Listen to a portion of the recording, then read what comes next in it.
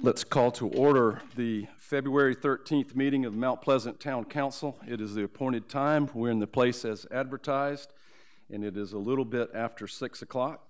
We will call on Chaplain Doug Farmer to begin us with our prayer, followed by a pledge led by Mayor Pro Tem Gary Santos.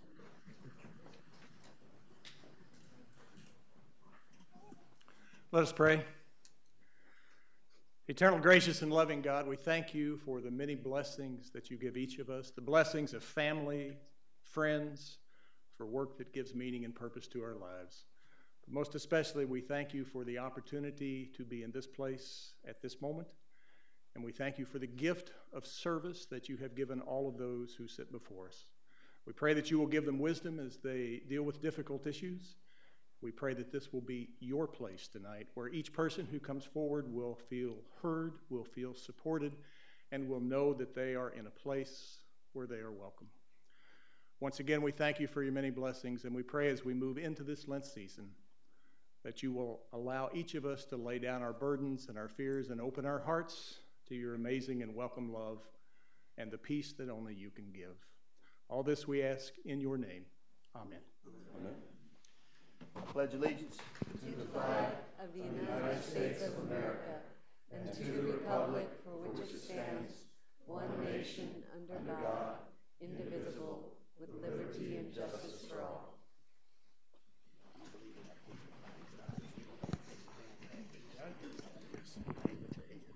Item 3, on our agenda is compliance with the Freedom of Information Act. Mr. Pagliarini, are we in compliance? Yes, Mayor, we're in compliance. Thank you very much. Item 4 is approval of the agenda. So move. Have a motion. We have a second. Any discussion? All in favor of the agenda as published, please signify by saying aye. Aye. Any opposed? The ayes have it. The agenda is approved. Item 5, public hearings, awards, and presentations. We will begin with a public hearing that Mr. Ulma will guide us through. Thank you, Mayor. Good evening, Council. This is a public hearing on an amendment to the comprehensive plan, changing the designation from low-density neighborhood to commercial. It's about an acre of land covering all of one small parcel and part of two parcels between Melvin Bennett Road and Bowman Road. Mayor, this public hearing has been advertised for this evening. However, the applicant has asked that you defer this item to a future meeting. There's an associated rezoning that has been withdrawn, and they will be resubmitting a different rezoning case, and then the two will move forward and come back to you in April. The location of the property is here, and the area is the sort of the back half of these parcels, not fronting on Melvin Bennett on the bottom of the map, but adjacent to Bowman Road at the top. And again, this would be a request for a commercial land use designation. And I'll turn it over to you for the hearing. Do we have anyone signed up to speak to this? Are there any members of the public who want to speak to this item on the agenda? Seeing none, we'll move on to the next item on the agenda. Mrs. Kotop. Yes, sir. Good evening. Good evening, Mayor and council members. This is a public hearing on the proposed budget amendment to the town's fiscal year 2018 adopted budget in the amount of $3,226,670. I guess we ask if there's any public comment at this point on this. Please note in the agenda that interested citizens may view the amended budget at the municipal complex, and the dates and places are given in there. No comments? We will move on. I want to mention a couple of things before we move to item C. This is a very eventful day. It's a very eventful month. First, please note outside, we are observing Black History Month, and we're very proud in Mount Pleasant that Black history is one of the most important threads in the fabric of our community. It's reflected in our land use patterns, it's shown in our culture, in our history, and in our zoning.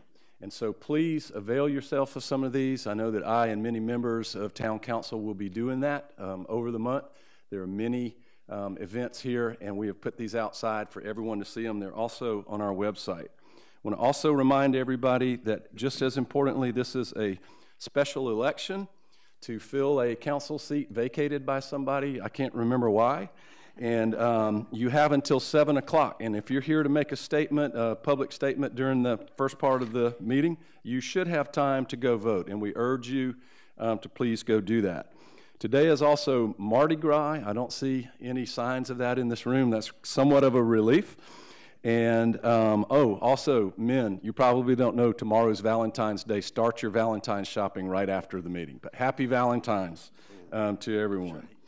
This moves us to item C of this portion of the agenda, recognition of community partners. Thank you, Mayor. Would you and council members please join me up front? Absolutely.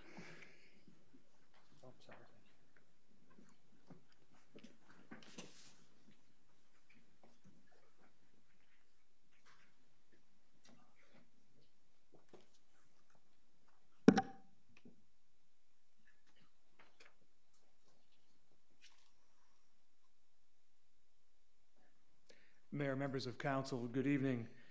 Often, whether it's a storm, a hurricane, an emergency event, or any other situation, which could be the construction of a public project like this town hall right here, it's been amazing to know that we can rely on our community partners to help us when we need some support.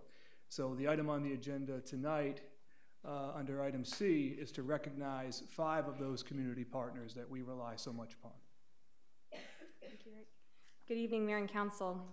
So we talk a great deal about the importance of community partnerships and how they enable us to work together to meet the needs of our community. These partnerships are especially important when our ability to provide basic services to our citizens is challenged. So tonight it is my pleasure to recognize several community partners who, through their support, either provided critical services to our community or enabled us to continue to provide these critical services in the midst of difficult situations. One such situation is the nearly 2-year construction of the building that we are standing in, our new town hall. Now, this may not seem like a difficult situation, but consider moving half your staff out, knocking down half your buildings, constructing a new building in its place, then moving a couple hundred employees in over the course of a couple days, knocking down the rest of the buildings, building a parking lot in a park, all while maintaining normal operations, not 1 minute of downtime. You can see that this may be a little bit of a difficult situation, and we wouldn't have been nearly so successful with it had it not been for the support of several of our community partners that I'd like to call up. So the first partner I would like to recognize is Mr. Miles Barkley. Mr. Barkley owns the adjacent Town Center Executive Offices building. And Mr. Barkley has been incredibly supportive of the town since the inception of our town hall project. He enabled us to use his parking lots after hours and on weekends for special events. This enabled us to continue to park close to the town hall so that they didn't have to walk very far to come in. He was also very supportive when we ripped up the roadway right outside of his parking lot and repaving and redoing the Ann Everett's Lane on the way in. So for his continued support, we thank him very much for his support of the town hall project.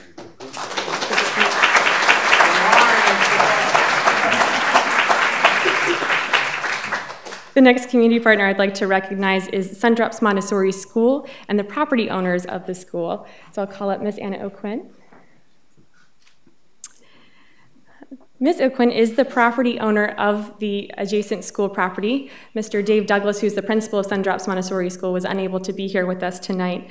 But both Mr. Douglas and Ms. O'Quinn have been very supportive of the town during our project. They enabled us to use the parking lots after hours to park both town staff and citizens. And the important thing to note here is that it enabled the patrons of the track and the recreation fields to continue to park nearby and continue to use the track and the field, both of which were heavily used throughout the project, and enabled them to park close by. They were also very supportive of the fencing completion and allowed us to use their property to access the field so that we can continue to maintain the track and the field throughout construction. So for their continued support, we recognize them and thank them for their support of our projects. Thank you.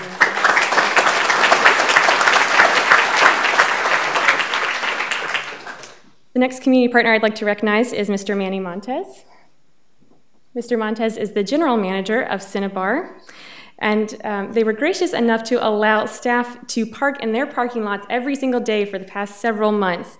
And this was hugely important for us because it not only made things easier for staff to be able to park close by, but also saved us money by enabling staff to park so close and not off-site.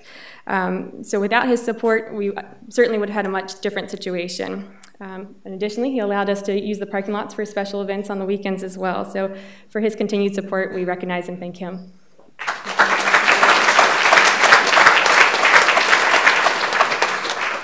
In addition to a major construction project, there's been another significant event that we've had recently.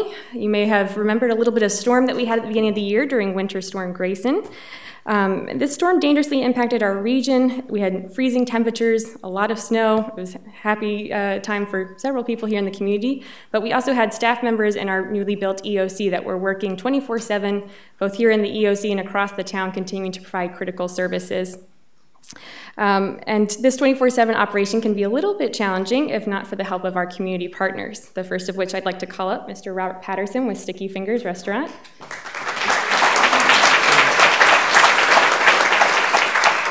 Through their support, we were able to feed all emergency personnel throughout the duration of the storm event. Even with little notice, Mr. Patterson and his team worked throughout the storm to provide and deliver food to our emergency personnel who worked before, during, and after the storm.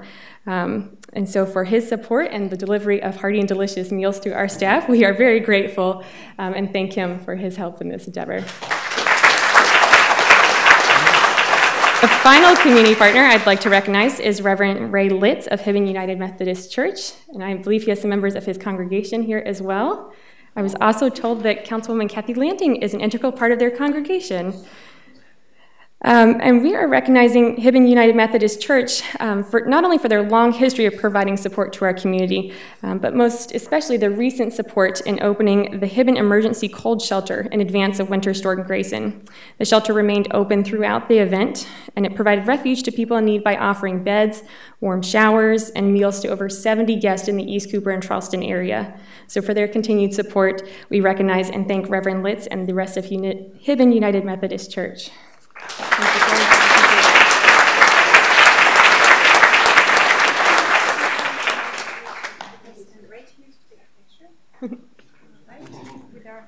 Right up here, if you don't mind.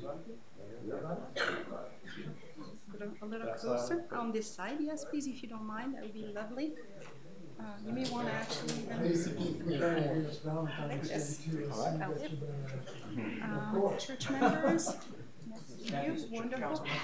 Miss Councilman Landing. All right. We may actually do this. Miss Mayor, can you come a little closer? Council members. Councilman Districts, who would like to stand on this side, please, right here. Councilman Landing right here would be a great spot, right there. And if we could have Councilman Brimmer right here.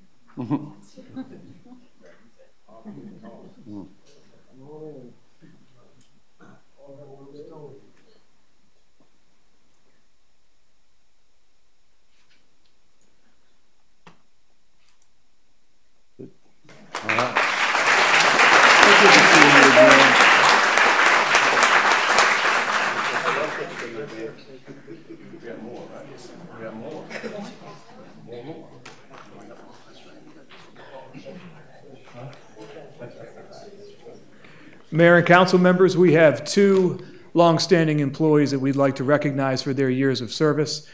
Planning Director Oma and Chief Ritchie will do that. Chief, will you begin? Yes, sir. Sergeant Kim Herring, will you come up front for me, please, ma'am?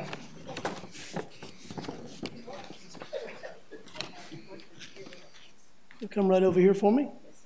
Thank you. All right. Well, I'm honored tonight to be recognizing Sergeant Kim Herring for 25 years of service with our department. She started a law enforcement career right here with Mount Pleasant Police Department back in February 1993, quickly rising to the rank of field training officer in 1996, where she was responsible for the training and development of the new officers starting their own careers with our agency. Her time as an FTO was short-lived, though. She continued to climb through the ranks to corporal. She served in this supervisory position for 15 years. And during this 15 years, I was either her sergeant, her lieutenant, or her captain, so we worked very closely together. And it was nice to have that type of supervisor in that support role for me. But in 2013, I had made chief, and I also recognized her hard work and dedication and training, and I promoted her to her current rank of sergeant. Sergeant Herring has served and supervised various units within the agency to include field operations, the family crisis unit, our bike patrol, marine patrol, and her current assignment as a supervisor of the police department's traffic unit, and is one of our agency's accident reconstructionists, which, if you don't know, happens to be a very challenging course with a high failure rate, but one she conquered.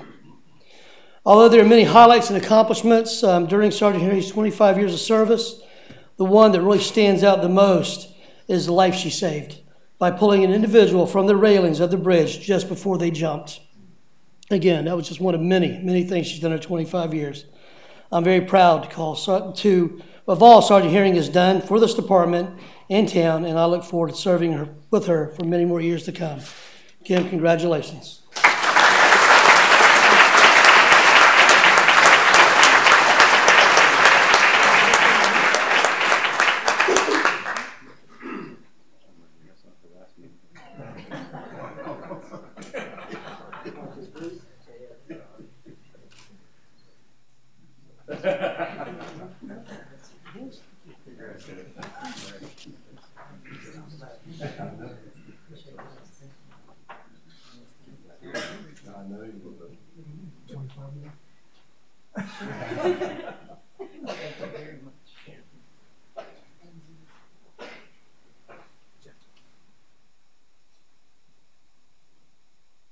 Mayor and Council, I have the pleasure of recognizing Mr. Rob Rogerson for 20 years of service with the town of Mount Pleasant.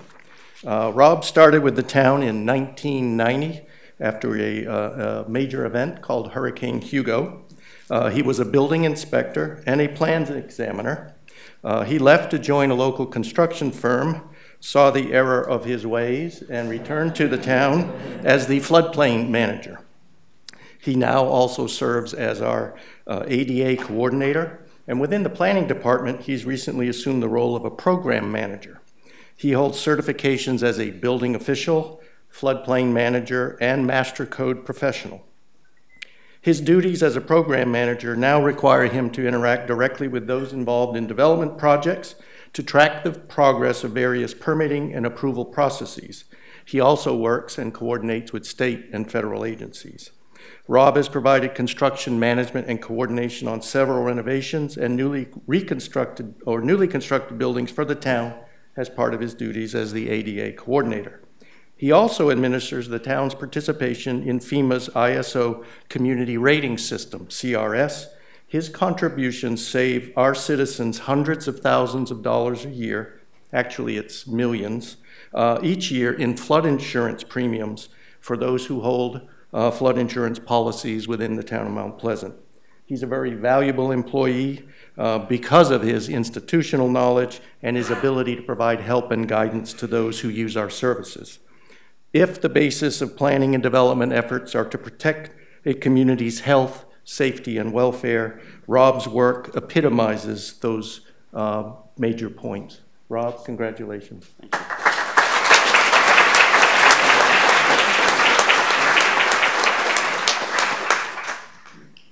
That's not harassment.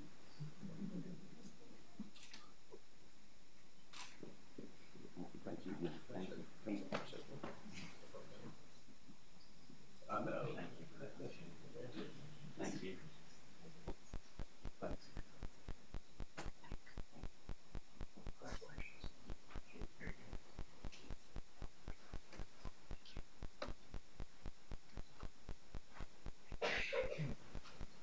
Chief. Officer Darren Raley, would you please come forward? All right. Thanks, Chief. Thanks, Officer. Mayor, members of council, it is my honor to introduce to you Darren Raley as our Employee of the Month. Officer Raley January 30th, 1:30 in the morning, town receives a distress call, a call in Brickyard Plantation. We have a 34-year-old male accidentally shot himself in the leg. Officer Raley responds with others. He takes control of the situation. It's a very serious matter.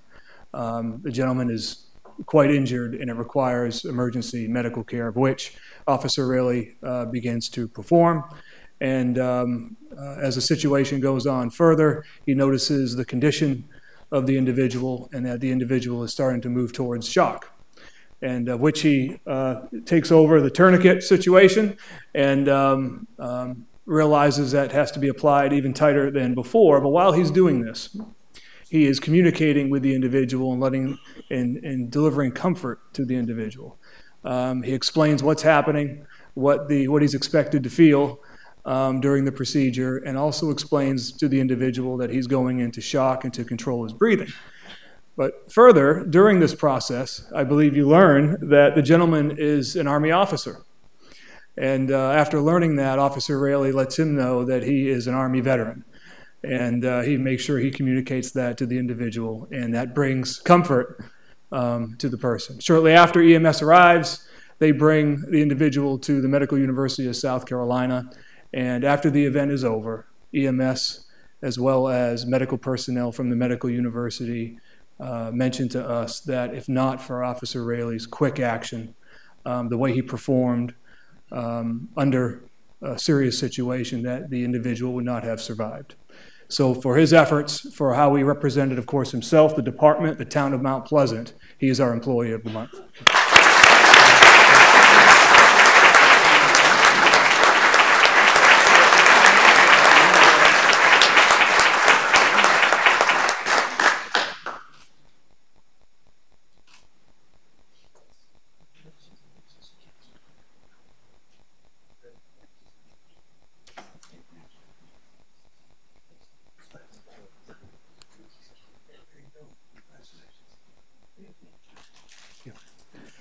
Our Recreation Director, Mr. Gergic, is going to help us recognize some state champions. Steve? Can I have the 12U football all-star team please come forward?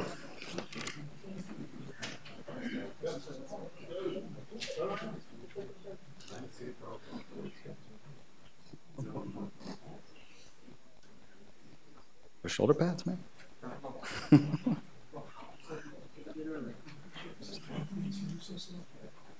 Face, y'all can face the council members.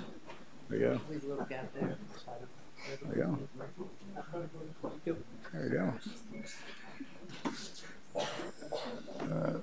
Mayor, members of council, I'm excited tonight to recognize this football team. Let me tell you a little bit about them. This is our all-star team. So as you know, when we have a season that goes on, following the conclusion of the season, all-star members are picked to represent the town. And this is our 12U football team. They have all-stars that they compete against from all across the state. So in the playoffs they had this year, it started off in Orangeburg. They had to travel to Orangeburg, where the team won 43-0. Now, so pay attention to these scores as I go through this. So they went 43-0, starting off on the road against Orangeburg. About 3 days later, they captured the Southern District Championship with a hard-fought victory over North Charleston, 26-8. Then the following week, we hosted the lower state championship at Park West, and they prevailed 25-0 against Dillon. Then the following week again, they went all the way up to Bluffton, playing against Rock Hill, and won the state championship with an 8-0 victory.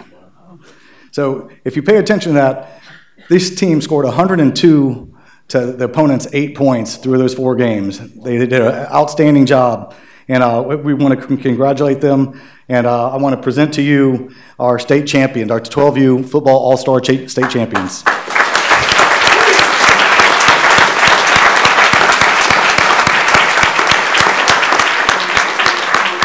We're going to turn around over here and you have the sign. Bring the sign out front. You put it here in the middle.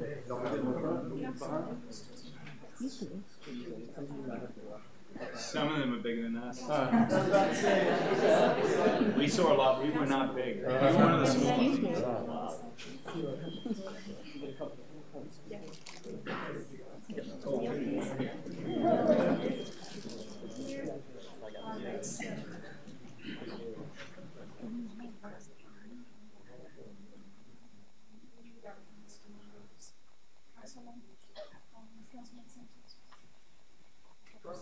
Raise your hand, Councilman Brenner. And we have, let's squeeze Councilman Mayor. You gotta let the mayor in the middle, boys. Hey, Jay, slide over. Jay. I did play.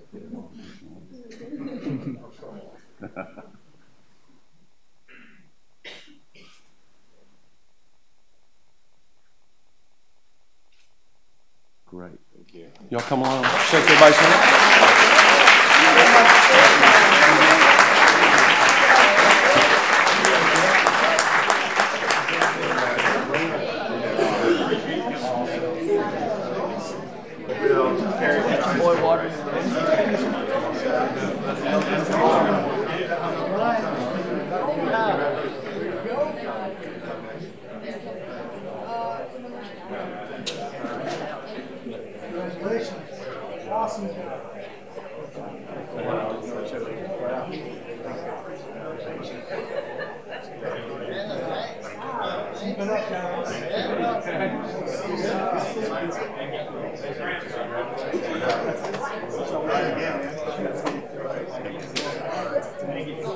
Thanks, Peter. That's all.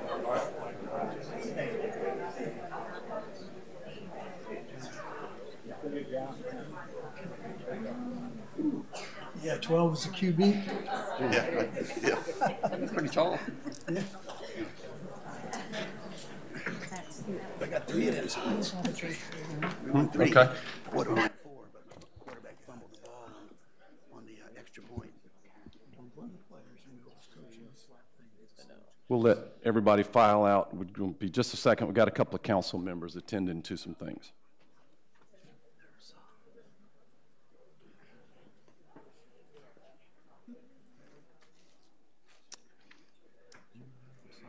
I do, sir. Just got a lot. 10 or 12. Yeah, I might just go one. Well, no, your call. This brings us to item 6 on the agenda, approval of the minutes from the January 9th, 2018 Town Council meeting and the January 2018 financial statement. Is there a motion? So moved. Second. We have a motion and a second. Is there any discussion? All in favor of approval, please signify by saying aye. Aye. Aye. Any opposed? The ayes have it. It is approved. This brings us to item 7, correspondence and public statements. We have a good many members of the public signed up to speak. In order to move this along this evening and all, I would just ask council members, if we may, let the public speak. It's their time. Maybe we don't get in any back and forth with citizens, and this will move things along, and maybe some folks can go vote. So if Mr. DeMora will call your name, if you'll come up and speak. Thank you, Mayor. Because there are so many speakers, I'm going to call 3 at a time, if that's okay. And then after one speaker has completed, I'll call one more. So there'll be a couple behind the podium. The first 3, Barry Wolf, Jimmy Bagwell, Penny Bagwell. Barry.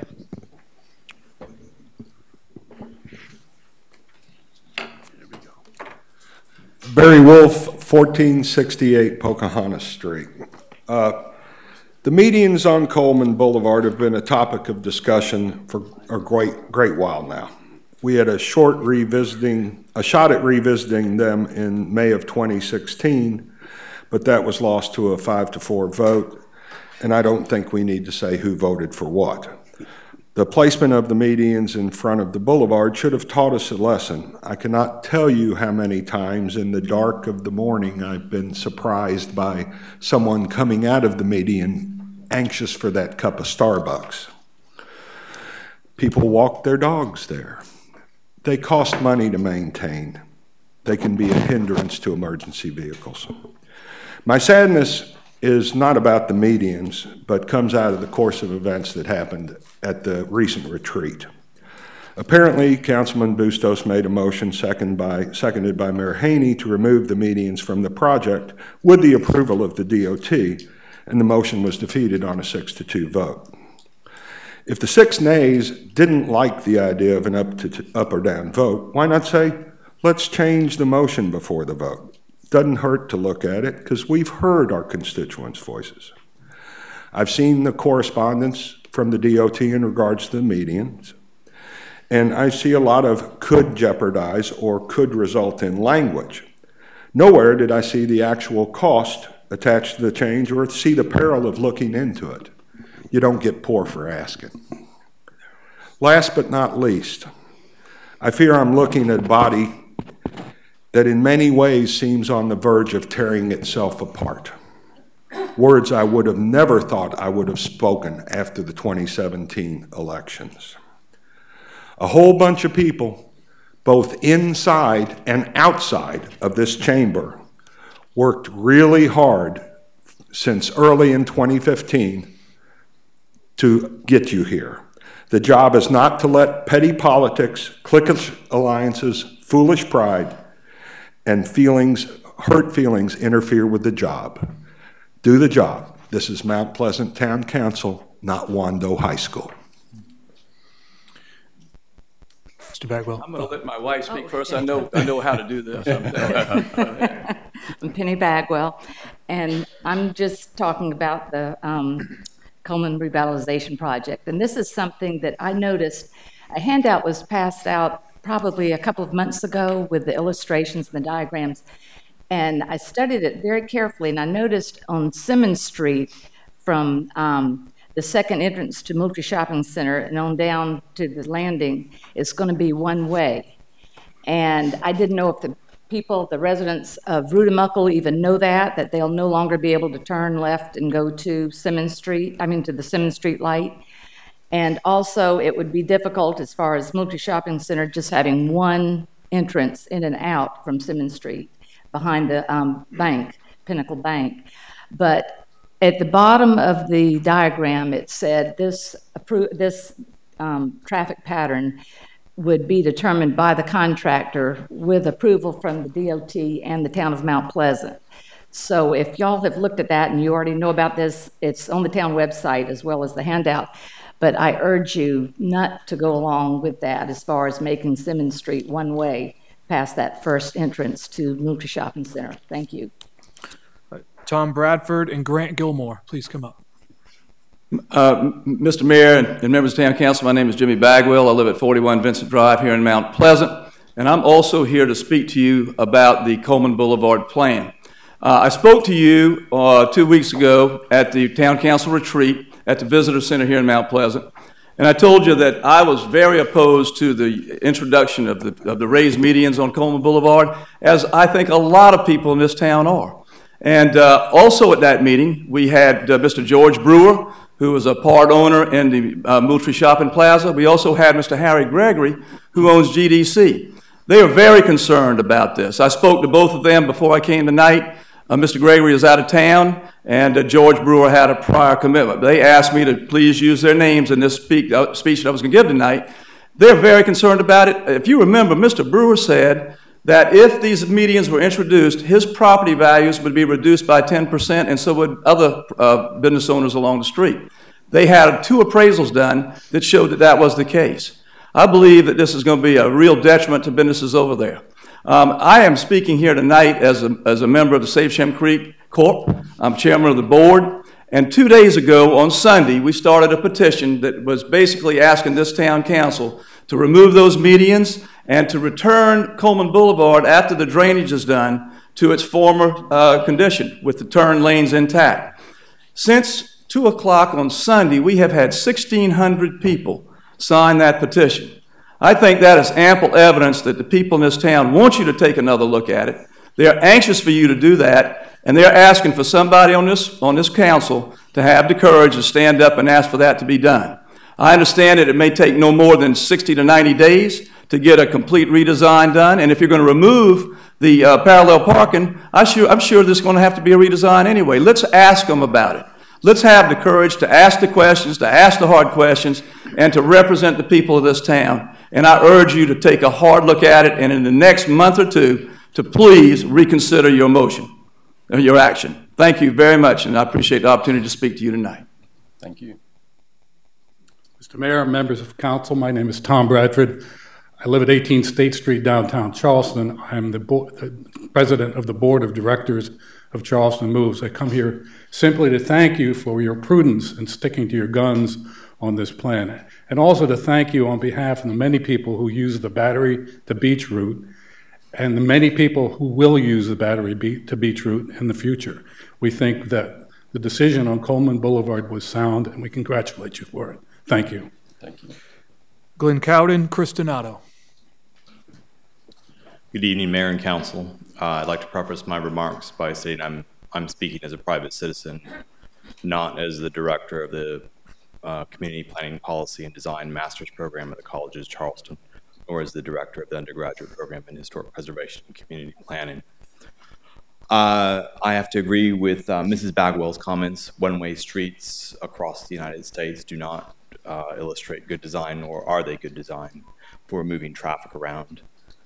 With regard to the median, proposed median in Coleman Boulevard, having personal experience in crossing that road with my young son when we were trying to get him over to Christ King Stella Maris every morning for approximately a year, it was a death trap. So I am all for any ability for Coleman Boulevard to be slowed down, the traffic, and not only that, the median would be aesthetically pleasing as well. It would bring more beauty and interest to our Coleman Boulevard road, and it is viewed by all of our citizens as a through fare. My understanding is that this would add a minimal number of seconds to a transit ride between the Coleman River Bridge and, say, the beaches. Is it worth people's lives crossing the street? Would we have a more walkable community, one where you could actually cross Coleman Boulevard with slower traffic? I cycle to work from here to the city of Charleston every day, and I'm truly scared for my life. So any ability to slow traffic down in a impactful way, I'm all for. I just wanted to say that. Thanks. Thank you. Glenn Cowden, 737 Bloomfield Drive. Gentlemen, ladies, Coleman Boulevard is a boulevard. It's a highway to the beach. It's never going to be a community gathering site. Never going to happen. The medians are going to slow traffic down. So I want to bring you back to 2009 to the comprehensive plan. One of the main mandates in that to you guys on council is to protect the livability of the people of Mount Pleasant. You put those medians in, you're going to slow that traffic down. And all those people coming across the Ravenel going to the beaches, they're not going to stay on Coleman. You know where they're going. They're going into the village and then the Indian village. And that's going to ruin the livability of that area. So I ask you, don't put them up. And take the one down that's there. Thank you. Lawrence Mahorny, Savannah Brennan. Good evening. My name is Chris Donato at 1250 Fairmont Avenue. I'm here to speak under a new business item, item number 7. This is the ordinance to amend the Dunes West PD. We would request that you defer this project or consider for it deferral so that we can work on the current application, as also propose looking at some other options. And we would like to have some more time to work on that. If that is not an option for deferral, we would at least ask consideration to waive the 1-year waiting period that also goes along with it. I mean, we're here if you have any questions. Thank you. Thank you. Lawrence Mahorny, 749 McCants Drive. I'd like to say thank you for considering a traffic study for the old village. It's desperately needed, particularly what's going to happen on Coleman Boulevard, which leads me to the second part, Coleman Boulevard. How many times have we seen council chambers packed with residents who speak out as a clear majority on one side of an issue, only to be utterly ignored by representatives? In our recent election, voters turned out en masse to reverse this trend. The revitalization or urbanization of Coleman has proven unpopular and contrary to the needs and the will of our citizens and of the public good. This is not a matter of constitutionality or property rights. I won't rehash all of the arguments against this, as nearly everyone is aware of them. Instead, I ask that this new council takes a new approach and considers the needs and the desires of our electorate and tempers their votes accordingly. No raised medians, please. Thank you. Thank you. Pat Sullivan. Good evening. I'm Savannah Brennan, 94 St. Margaret Street, Charleston. I'm also here representing Charleston Moves. I would actually like to thank select members of Town Council for your pragmatic and fiscally responsible decision to move forward with the Coleman Revitalization Plan by maintaining the landscape medians and the bike lane. We very much appreciate your decision to keep the contract intact, and also by protecting the safety of those on bike and on foot. And we appreciate your decisions to move forward. Thank you. Thank you.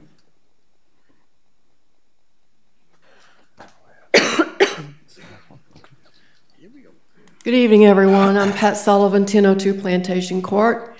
And I'd like to say ditto on the comments that Tom Bradford and Savannah and Grant Gilmore just made about keeping the medians.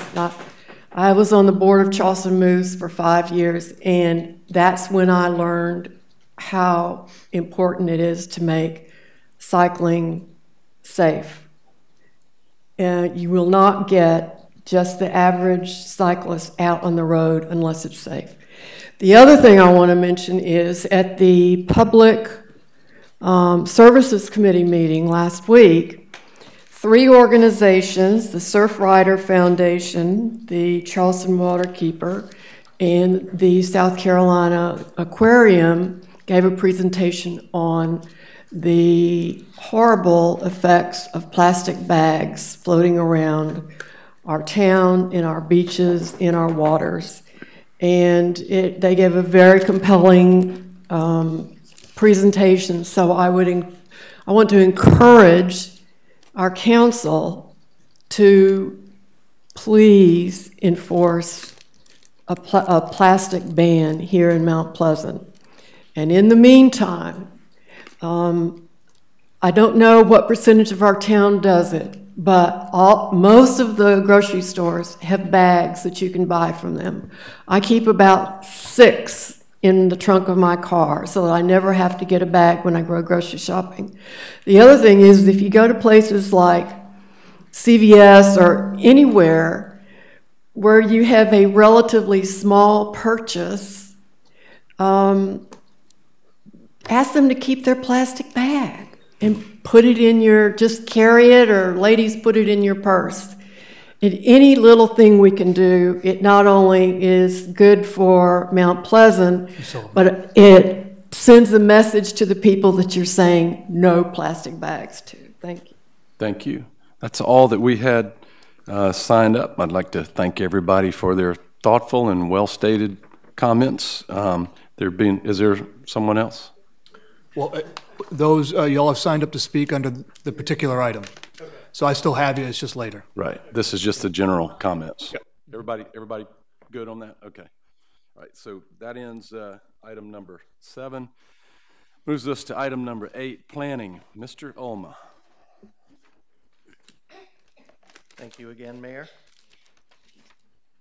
First item under new business is a rezoning request from R1 Low Density Residential District to PI2 Public Institutional 2 District, property that's been acquired by Mount Pleasant Waterworks, and it is to accommodate the expansion of their treatment facility in that location.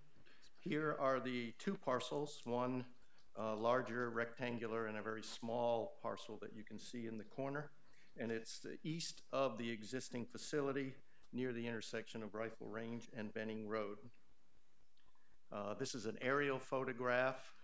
It shows you the facility on the south side on the bottom. This is oriented wrong direction, sideways.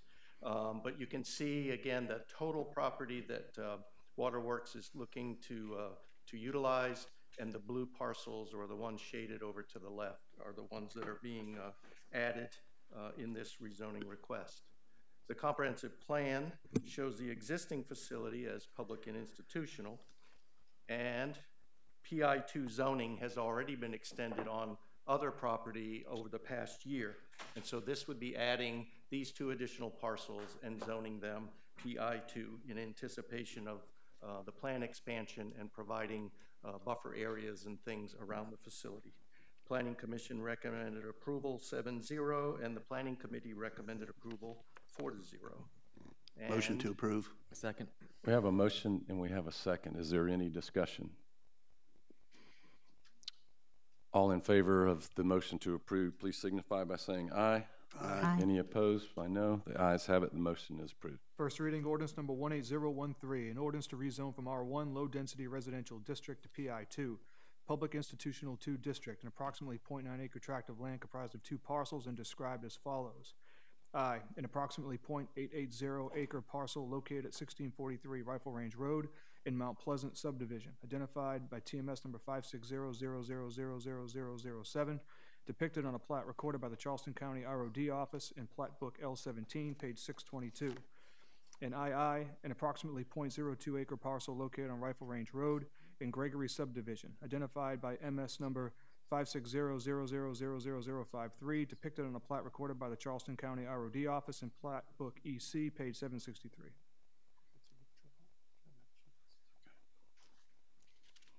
Moving on to item 2, please. These are the 2 requests, the plan amendment that you just conducted a public hearing on and the rezoning on the property at Melvin Bennett. And the applicants have asked that this be deferred. So if you wish to proceed that way, or I can do a presentation. Motion to defer 2 and 3. Second. Just a second. Let me defer to the legal counsel. For the record, the deferral is requested for items 2 and 3. The rezoning has been withdrawn, so it's really the comprehensive Okay, plan so the amendment. deferral, just so council knows, the deferral is only for item 2, is that correct? Yes. Council has the option to accept the deferral, either vote to defer. You can also hear the matter, approve or deny. I'd make a motion for approval, for a deferral for item 2. Of a deferral? A deferral, yes. All right, we have a motion to accept a I'll second it. deferral and a second. Is there any discussion? I would just like to comment that this deferral, I believe, is coming as a result of the applicant listening to the comments of council, concerns of council members, and also the nearby residents, and is trying to accommodate those concerns. So I do appreciate that. Good. Any other discussion? All in favor of the motion to defer signify by saying aye. Aye. Any opposed?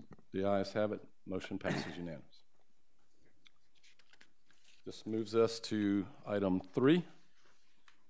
And Mr. Ulmer, this is a request for withdrawal, is that correct? Did I skip one? Item 3. Pardon? Item 3. Sorry. Just a little sliver.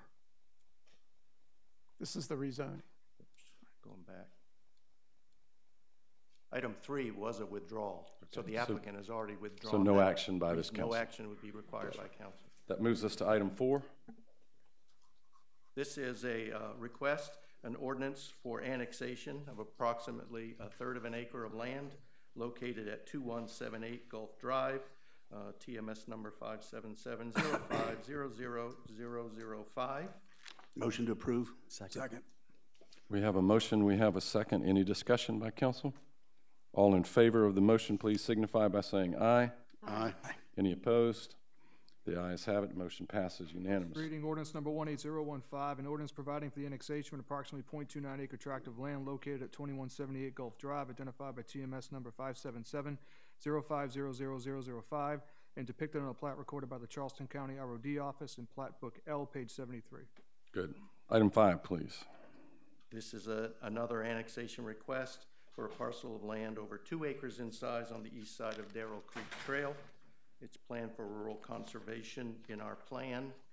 This is the property location, and it would be zoned RC upon annexation, and the Planning Committee recommended approval of this annexation 4-0. Motion to approve. We have a motion. Did I hear a second? Yes. We have a second, Mr. Owens. Any discussion? All in favor of the motion to approve? Aye. Any opposed? The ayes have it. Motion passes unanimously. First reading ordinance number 18014, an ordinance providing for the annexation of approximately 2.11 acre tract of land located at 730 Darrell Creek Trail, identified by TMS number 59615000013, and depicted on a plat recorded by the Charleston County ROD Office in Plat Book BU, page 59. This moves us to item 6, please, sir. This is a rezoning request for approximately 7 acres of land on the south side of Rifle Range Road. And the request is to change the zoning from CC, Community Conservation, to R2, Residential 2. Council, you reviewed this at your meeting in January, referred it back to the Planning Committee for additional review. The future land use designation is low density neighborhood, and it limits the overall density to no more than 3 dwelling units per acre. The requested district is listed in the plan as one which can be considered in this land use plan designation. The request would be to change the existing CC zoning to R2. Current zoning allows lots of 12,500 square feet or larger. The minimum lot width is 80 feet with a depth of 110. The requested zoning has lot sizes of 8,000 square feet minimum. Widths of lots shall be 60 feet across the frontage, and the depth must be at least 90. The applicant had previously explained that the district would allow greater flexibility using the smaller lot sizes and reduced setbacks. Planning Commission provided no recommendation to council on a tie vote. Planning Committee had no recommendation, and that's when we came back to council at the last meeting. One of the items, or one of the primary items of discussion, was access to the lots in the existing subdivision to the east. We provided a copy of a plat and showed you that there was a 15-foot ingress-egress easement running along the common property line adjacent to this property. When it went back to Planning Committee, there was additional discussion, and the members there provided no recommendation due to a 2-2 vote. In the meantime, or prior to the committee meeting, the applicants had been working with the adjacent property owners, and they've submitted last week this plat, which would provide for a wider, larger easement for access to that subdivision, and it would move the easement onto this property that's being rezoned and give them ability to access mailboxes and the drive that they're already utilizing. And Planning Commission, again, provided no recommendation, and at the last meeting, Planning Committee had a no recommendation with a 2-2 vote. I believe someone's here from the applicant, and I'll just ask, if council approves this rezoning, does it entitle this property to any more units? No. So the total number, you mean in comparison to the so there would be no zoning? There would be no theoretical, at least, or legal increase in density. In other words, from one zoning to the other, it's the same number of units allowed. No, Correct. sir. The existing zoning, staff has done a little bit of work in looking at a potential layout. The applicant can probably give a little bit more information. As we looked at it, the starting point for the total number of lots is about 20. You take the math of the acreage times the 3 units to the acre density limit. And under the existing CC zoning, if you account for a street and the lot widths and the lot depths, staff had estimated approximately 15 or 16 total lots might be able to be done under the existing CC zoning. And then under the R2 zoning, which is being requested, that number could go up a few, and they may be able to attain all 20. So you're looking at a net difference of 4 to 5 lots between the two zoning districts. Okay. That help? Yes, thank you. Yes, sir. If you'd identify yourself. And I'm Charles Salmonson. Thank you for your time. Since several times I've been here, y'all asked about Page Tree, and I have recorded the survey with the county. I have a copy of the recorded survey, so that street will have ingress, egress in perpetuity. So they're safe, and there'll never be a fence or anything in their driveway forever. So that was the main sticking point when y'all came, when I came the first time. As far as the CC zoning, I don't know how many lots. We never addressed that. We never sat there and laid it out. So I can't answer that, but he's correct on the R1 and R2 would be in 2021 lots. We believe that this site, I sent y'all a letter, so y'all have an idea of what I'm doing the whole thing as far as the survey, as far as the R2 fitting in the town's comprehensive plan, bringing it into compliance. Really, CC's is not designed to go there. So that's where I am. I appreciate y'all's time. Thank you. What's the will of this council? I make a motion. Okay, go ahead. Thank you. What can you verify the lot coverage between the Community Conservation District to R2? The lot coverage? Yes. What do you mean, the lot size? 35%, 40%, 50%? I think it's all to be 40%, I believe, but he can answer that better than I. I'm not the engineer or the surveyor. But I believe it's, lot coverage is, I think it's 40%, so the houses will be smaller. Whereas on the CC, you can build up to 5,000 square foot house, as I noted in my letter to y'all. Okay. I mean, the houses will be big and huge, and I don't think that fits into that area. Everything around there, if you look at the letter, I give you examples. The houses in there, Seaside Farms, Page Tree, 1,500 to 2,400 square foot homes. So that's the goal here. I'm just asking for the record. Okay. Is that Sure. it? Jim?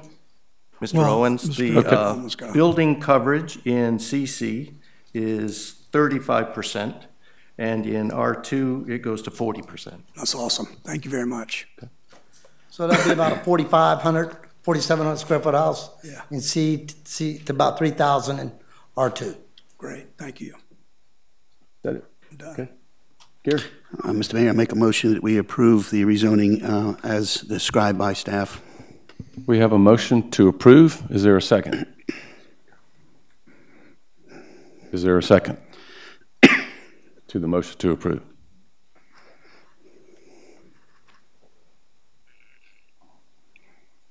Well, there being no second, the motion dies for lack of a second. I move to deny the request. We have a motion to deny. Is there a second? The motion to deny fails for lack of a second. To our parliamentarian, we have an application. We have no motion to do anything. So I guess this council takes no action. Well, in all fairness, I've had 3 ties in a defer, so this would be par. No disrespect. I've had 3 ties in a... Just a second, please. Yes, sir.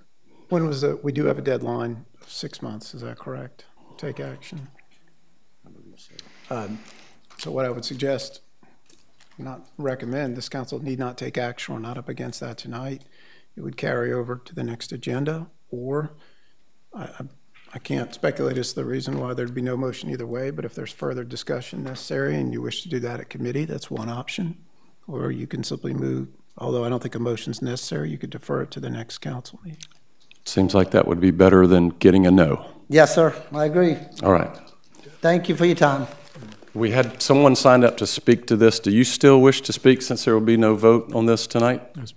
Ms. Sullivan. Yes. Of course. She will speak.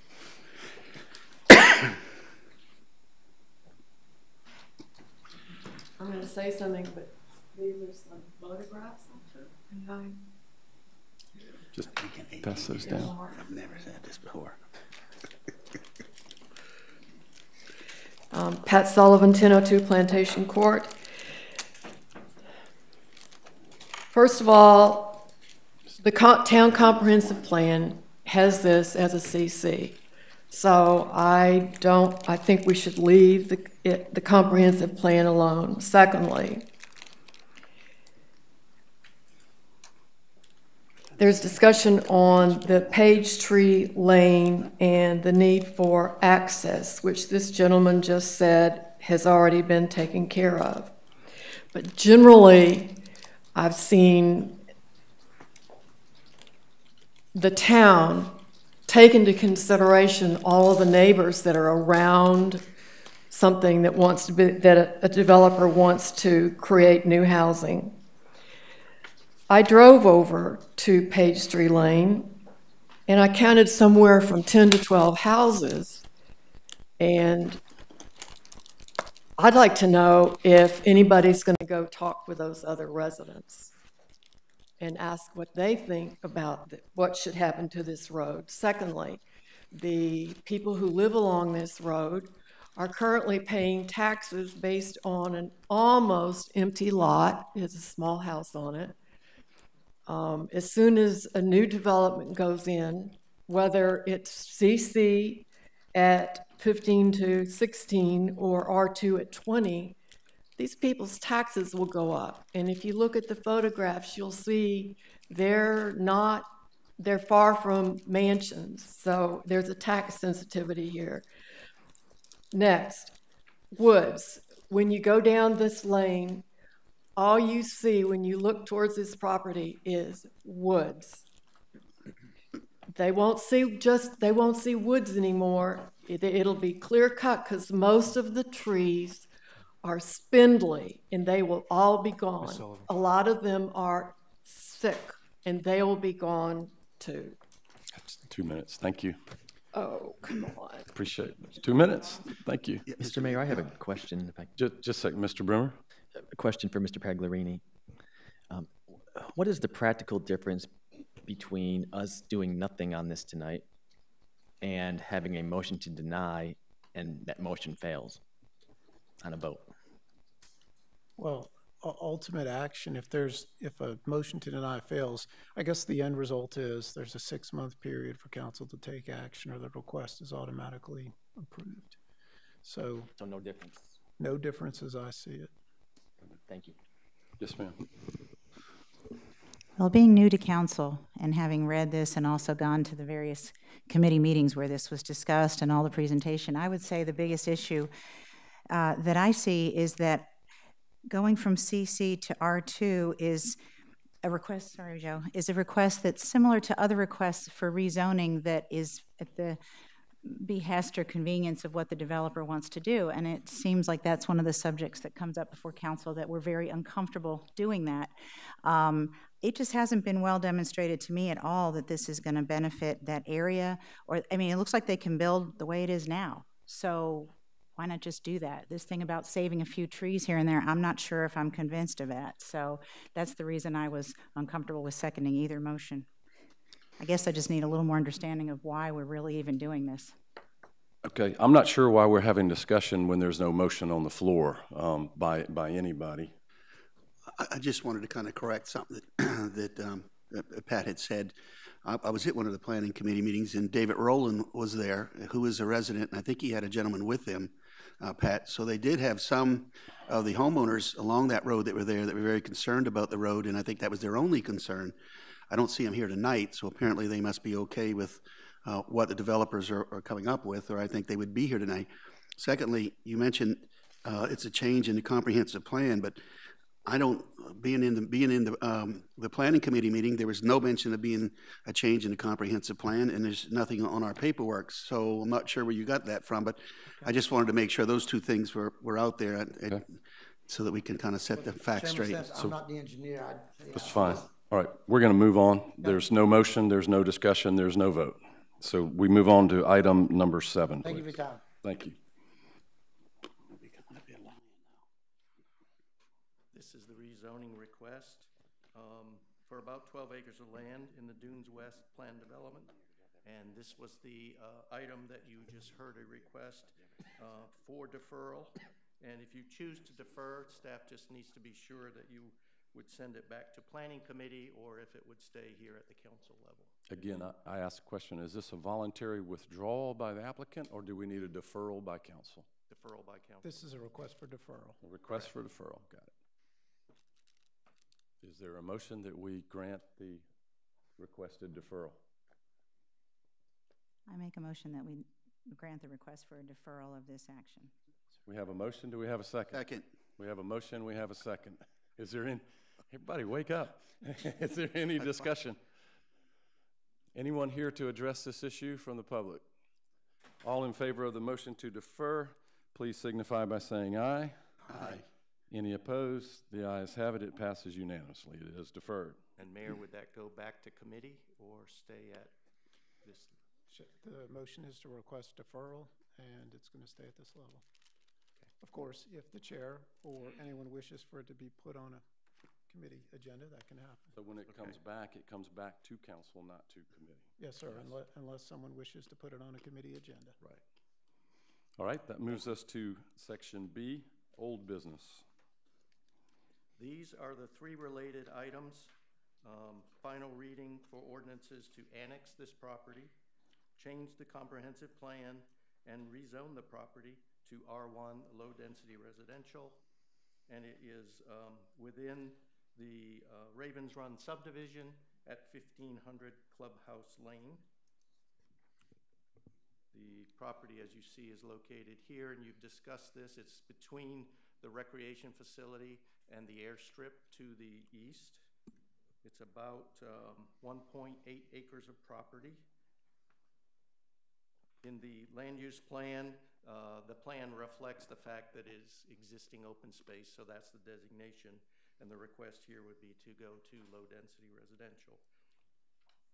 And that is the parcel that would be rezoned initially to R1 under the town.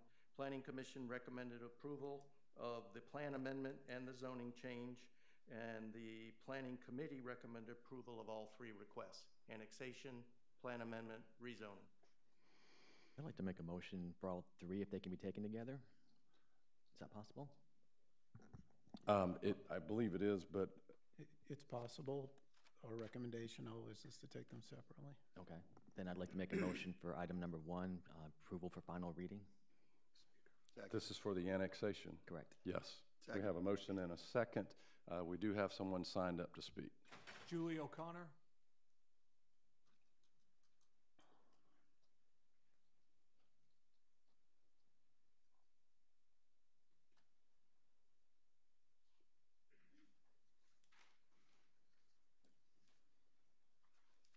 Yes, hi. I actually was going to speak on the number 3. So number 1, I don't have anything pertaining to that. Oh, okay. Thank you. Stay nearby, though. Thank you. All right. So we have a motion. We have a second. Is there any council discussion on this item? And the motion was to approve the annexation. All in favor of the motion, please signify by saying aye. Aye. Aye. Any opposed? The ayes have it. The motion is approved. The final reading ordinance number 18001, an ordinance providing for the annexation of approximately 1.83 acre tract of land located at 1500 Clubhouse Lane in Ravens Run, Phase 1 subdivision, identified by TMS number 56101000095, depicted on a plat recorded by the Charleston County ROD Office in Plat Book BM, page 22. Item 2 is the ordinance to amend the comprehensive plan for this same parcel. What is the will of this council? Motion to deny. We have a motion to deny. Is there a second? I'll give you a second. We have a motion and we have a second. Is there anyone here? Are you here to speak to item 2? Okay. When we were here last month, there was a question about whether this property could be subdivided. And shortly after that meeting, I provided Mr. Ulma with recorded covenants and restrictions that applied to this parcel. And it states specifically that the land covered by these covenants, which is 1500 Clubhouse Lane, shall not be further subdivided. And that's a recorded document. So if that's what the concern is, that's... All right, thank you. Council discussion? Yes, Ms. Lanning? Yes. If we do not allow this comprehensive plan change, then doesn't that make it not possible for the people to build the home they want to build there? I'm confused a little bit. Isn't that the reason they're asking for this to be changed? That would hinge more on the rezoning or the zoning itself, item 3. The plan amendment would be something that you would consider as you would look at the next item, which is the actual rezoning. Okay. Any others? Yes, Gary. Well, last council meeting, I spoke out against changing the comprehensive plan. We have, as you know, comprehensive plan forum now that's meeting, and they're looking at the comprehensive plan to make any recommendations for any changes or recommend or whatever they would like to do. So I think this is kind of getting out in front of them right now. So I'm not in favor of changing the comprehensive plan until we have the opportunity to hear what they have to say in their final plan. And secondly, I'm just checking with our attorney. Even though she did put that, I think she said in an easement, it can be changed. So even though now she has it to where it can't be subdivided, if somebody buys that piece of property, they can have it subdivided. And so those are the two main issues as to why I won't be voting on this today. Thank you. Yes, Mr. Owens. Mr. Ullman, is it necessary for the comp plan to change prior to the parcel being given an R1 designation? I believe that's still council's consideration. Amending the comp plan is a prerequisite to the zoning change. To the zoning change. Thank you. And remember, we have a motion to deny. Yes, Mr. Brewer. Well, just, Mr. Santos, I agree with you. I'm not inclined to change the comp plan either, except in this case. This is property that's in a gated community, so it's not accessible to the public. This really only impacts the property owners there. So I think this is a little different for me, although I do understand your hesitance to do that. I think if this were a piece of property that the public had access to, I would feel differently. But I'm going to support it because of that difference. Yes. Just a quick, it's a gated community now. That doesn't mean it can stay a gated community. And so just like the idea of them being able to build additional houses on that property, certainly they can decide to take the gates down. We have no control over that if they want to do it. So I'm trying to look into the future a little bit because, you know, golly, we look into the rear view mirror a lot of times and see things we wish we'd have done differently. And I'm just trying to look ahead a little bit on this. You know, to say that things can be done just because they say it now doesn't make it so, you know, years from now. Thank you, Mr. Santos. Any other comments? Yes, Yeah. Ms. Lane. I'm just going to reiterate because my very close friend who I work with literally looks out on this property from her kitchen window, begged me to make sure this passes because it is an old, abandoned, small, I think, maybe airport hangar that has been an eyesore in the middle of Ravens Run for quite a long time. And these folks want to, I don't know if they've already bought, I guess they bought the lot, they want to simply build a nice home there, period. So I don't think that this is something that necessarily causes any problems for anybody else or brings up big questions of future development. All right. Any other comments? We're prepared to vote. Remind everyone the motion is to deny. All in favor of the motion to deny signify by saying aye. Aye. Any opposed? No. We're gonna need a roll call. Roll call for our clerk. Mr. Owens. Aye. Mr. Owens votes yes. Mr. Santos. Aye. Mr. Santos votes yes. Ms. Whitley. No. Ms. Whitley votes no. Mr. Brimmer. No. Mr. Brimmer votes no. Mr. Bustos. No. Mr. Bustos votes no. Ms. Landing. No. Ms. Landing votes no. Mayor Haney. Aye. Mr. Haney votes yes. By my count, it's a 4-3 vote. So a no. So the motion to deny fails. I'd like to make are you allowed to make a second motion? Yes, ma'am. I'd like to make a motion that we accept the ordinance to amend the comprehensive plan, future land use map, by changing it from recreation open space to low-density neighborhood for this tract of land. We have a motion to approve. Do we have a second? Second. We have a second. Is there any discussion? Anyone here to address that aspect? Are we prepared to vote? Any comments from council? All right, all in favor? Well, let's do a roll call. The motion is to approve. Mr. Santos. No. Mr. Santos votes no. Ms. Whitley. Yes. Ms. Whitley votes yes. Mr. Brimmer. Yes. Mr. Brimmer votes yes. Mr. Bustos. Yes. Mr. Bustos votes yes. Ms. Landing. Yes. Ms. Landing votes yes. Mr. Owens. No. Mr. Owens votes no. Mayor Haney. No. Mayor Haney votes no. The motion to approve passes 4-3. It's first reading ordinance number 18002, an ordinance to amend the comprehensive plan 2009 through 2019, 2014 update. Future land use map by changing the land use designation from recreation open space to low density neighborhood for an approximately 1.83 acre tract of land located at 1500 Clubhouse Lane in Ravens Run, Phase 1 subdivision, identified by TMS number 56101000095 and depicted in a plat recorded by the Charleston County ROD office in Plat Book BM, page 22. Mr. Mayor, just for the record, yes, sir. I think Mr. DeMora said first reading. It's actually final reading. Final reading. Final, yes. Good ear. Thank you. This brings us to item number 3, final reading. Also, this is the rezoning to low density, to R1 low density. Is there a motion from the council? I make a motion that we pass an ordinance to zone R1 low-density residential for this 1.83 acre tract of land. All right, we have a motion to approve. Is there a second?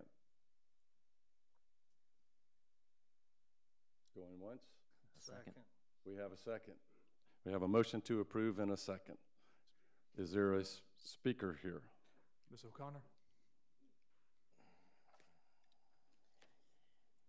Yes, I did want to just reiterate and remind you that the zoning for this property is currently residential within the county of Charleston. It has always been a privately held parcel of land and has had a residential zoning in the county for some time now.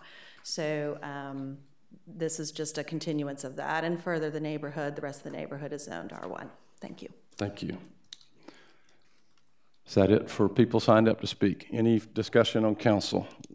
We have a motion to approve and a second. Let's do a roll call vote, please, on the motion to approve the rezoning. Ms. Whitley? Aye. Ms. Whitley votes yes. Mr. Brimmer? Aye. Mr. Brimmer votes yes. Mr. Bustos? Aye. Mr. Bustos votes yes. Ms. Landing? Aye. Ms. Landing votes yes. Mr. Owens? Aye. Mr. Owens votes yes. Mr. Santos? No. Mr. Santos votes no. Mayor Haney? Aye. Mayor Motion Haney votes passes.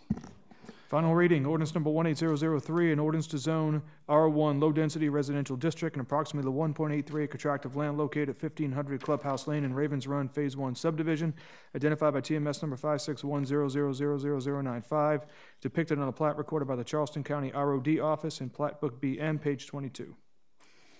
All right. Mr. Olma, item number 4, please. This is final reading of an ordinance for annexation of property at 448 Gurley Street. Staff would point out that the reference here has an incorrect TMS number and it should end in 004.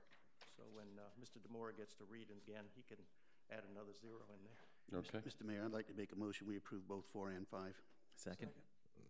All right, we have a motion and a second. Is there anybody here to address this from the public? Any discussion among council? All in favor of the motion to approve items 4 and 5 signify by saying aye. Aye. Any opposed? The motions pass. 4 and 5 are approved unanimously. Final reading, ordinance number 18007, an ordinance providing for the annexation of approximately 0.69 acre tract of land located at 448 Gurley Street, identified by TMS number 556000004 and depicted on a plat recorded by the Charleston County ROD office in Plat Book T96, page 168. Final reading, ordinance number 18008, an ordinance providing for the annexation of approximately 0.64 acre tract of land located at 449 Gurley Street, identified by TMS number 55600000314 and depicted on a plat recorded by the Charleston County ROD office in Plat Book BB, page 67. Did we read the numbers into the record correctly? I believe so. Okay, close enough. Thank you. Good job. That moves us to item 9, committee reports. And we have some that are shorter, some that are longer. And please note that some of these items that are coming from committee are going to be taken up in council new business, which is a second agenda, a different agenda item. Accommodations tax advisory, there was no meeting. Bids and purchases committee, do we have a report? I do. Thank you, Mayor. The committee unanimously approved the following recommendations. Approval to enter into negotiations and, if successful, contract with Seaman & Whiteside and Associates to provide professional services for the fire and police training facility master plan. Second, the approval to contract with IPW Construction Group in the amount of $197,332.22 to complete the Bell Hall Elementary Q lane. This concludes my report. Thank you. Economic Development Committee, there was no meeting this month. Education Committee, Mrs. Whitley.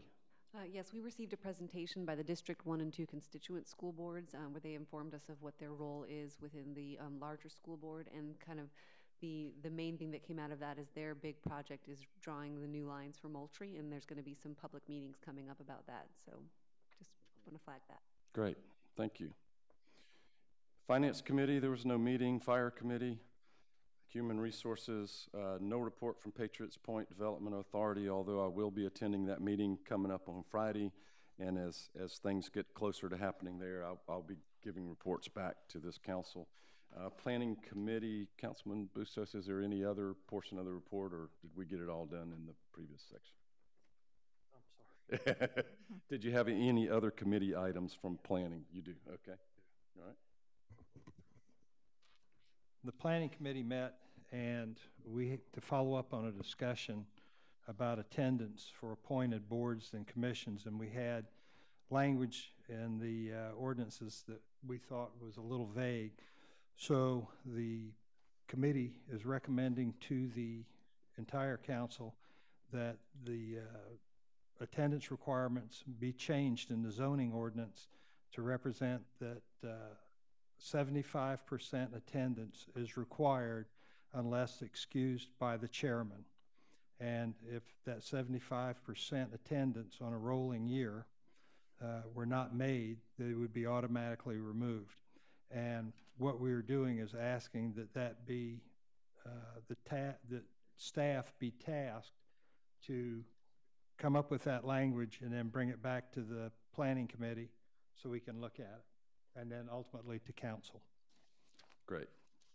Sounds good. Thank you very much. Okay, and then also we took up the subject of accessory dwelling units and short-term rentals, and the committee has asked staff to begin a study of those two items and come back within 90 days with an interim update in 60 days. Also, we were given a report on the comprehensive plan, and I'll just hand this to the clerk so that she can have it in writing. Great. And that concludes my report. Thank you very much. Police, legal, and judicial, that falls on me. We did a consideration of a no vaping ordinance. Actually, I believe that's in addition to our existing no smoking ordinance that Mr. Santos did years ago and brought this as an update. This will be taken up under council new business. We also did a resolution regarding a proposed joint lawsuit by the South Carolina Environmental Law Project opposing offshore drilling, and this will also come under new business items. You see the numbers there, and I have nothing else to report on that for police, legal, and judicial. We will get to that. Item K, public services, Councilman Owens. Yeah, thank you, Mayor. It gives me a great deal of pleasure to place this on the agenda to consideration of an ordinance for environmentally acceptable packaging and products. We have a culture which can provide alternative products and packaging that are acceptable to our local recycling centers, but more importantly, our environment.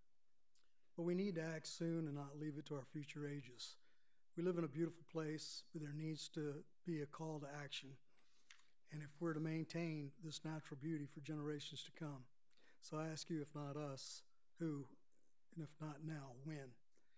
I believe we've got some speakers, but I would like to communicate after the speakers have concluded. Okay. Mr. Moore, do you have the... Yes, Mayor, thank you. Andrew Wonderly.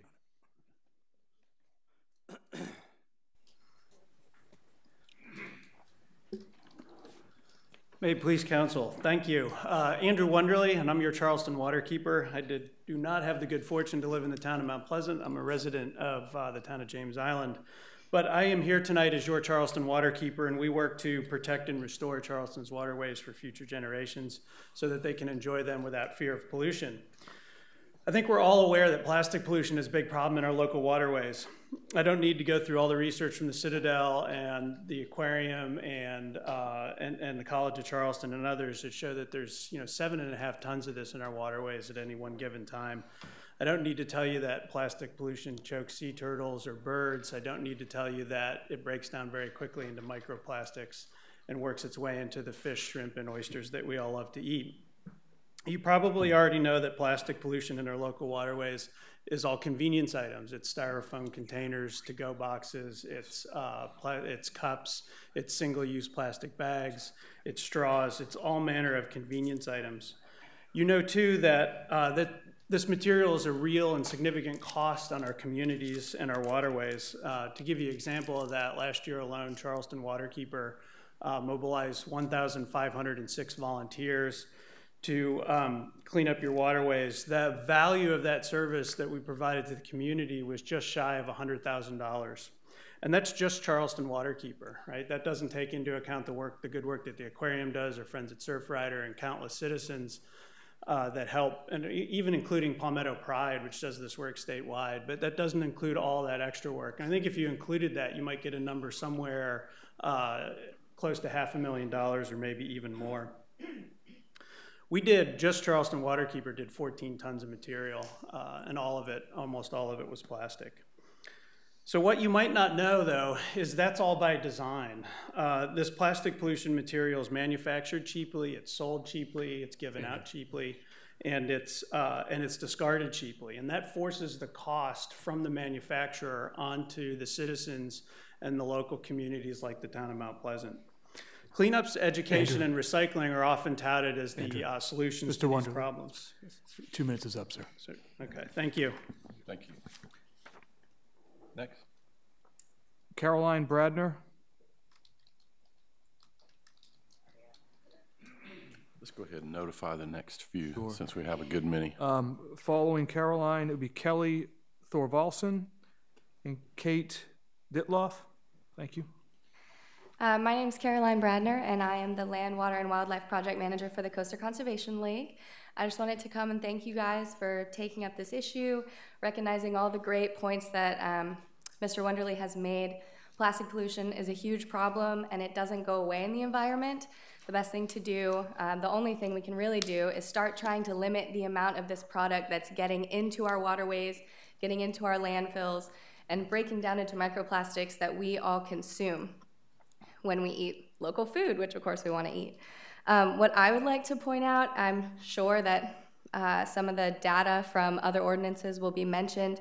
What I do want to touch on is there's often talk that some type of voluntary resolution or something like that might be the first step. Sullivan's Island actually has a voluntary resolution already. And while Folly's post-ordinance average of plastic bags picked up is now 7, theirs is 69. So you do have to take some action. You do have to take some steps in order to see some results. Many local businesses have already taken these steps. They see the plastic out in our waterways and the styrofoam and the harm it causes, and they don't want that. So they take those steps to be good stewards of the environment and good members of the community. And so passing an ordinance like this can help level the playing field for other places, big box stores and places that are coming here, and they're not taking those actions because they're not part of the community and they're not seeing the results themselves. A survey done in 2016 by the Plastic Bag Minimization Committee, which was a committee of diverse groups coming together from many different perspectives, including Chamber of Commerce, Low Country Local First, conservation groups. They did a survey that came back with 94% support from citizens for efforts to reduce plastic pollution and 83.8% support for a plastic bag ban. I would like to thank you for your leadership and know that I'm available if you have questions. Thank you. Thank you. Next. You have 2 minutes. Thank you. Good evening. Kelly Thorvaldsen, South Carolina Aquarium. Single-use plastic, particularly plastic like single-use plastic bags, are frequently the focus of legislation targeting reductions in plastic waste in the marine environment. In many coastal regions, this is deemed necessary because plastic bags have been identified as the second most common harmful item to marine life after ghost fishing gear. Along with fishing gear and balloons, plastic bags pose the greatest entanglement threat to seabirds, sea turtles, and marine mammals, and were identified as the top 2 items posing the greatest risk for ingestion. So big issues for our marine life. Plastic bags were the most frequently recorded item found within the digestive tracts of deep diving whales due to confusion with cephalopod prey. The South Carolina Aquarium is experiencing firsthand the ingestion of these plastic items in our Sea Turtle Hospital, where more turtles than ever are being treated having ingested plastics. Of 20 turtles admitted with plastics in their GI tract over 17 years, 15 of those have been just in the last 3 years. And the majority of these samples contain plastics that are consistent with single-use plastic bags. The lightweight design of plastic bags mean that they can be transported extremely long distances by winds, waves, and currents. In fact, plastic bags are one of the top 3 debris items found at ocean depths ranging from 35 to 4,500 meters. While the aquarium has not documented polystyrene or styrofoam in sea turtle patients, our staff have been collecting litter 2 times a month in the 25 yards of beach right next to the aquarium for approximately 1 year. The litter data, approximately 24 sweeps, is logged into a citizen science app, and in this very short time, over 15,000 pieces of styrofoam have been removed. This is a number that should alarm us all. Finally, researchers who thoroughly examined the issue published by the following statement in Marine Policy. Compared to most other consumer plastic items, plastic bags pose... Just finish up. Thank you. Next. Also, Caitlin Hamer and Elise Campaign. Hi, members of the council. My name is Kate Ditloff. I am with the Surfrider Foundation, the Charleston chapter, grassroots nonprofit, and I just came to give you a breakdown of some numbers that prove that ordinances do in fact work. Of course, Folly is a perfect case study, and we've been sweeping Folly for as long as I've been part of the organization, so at least 10 years here locally.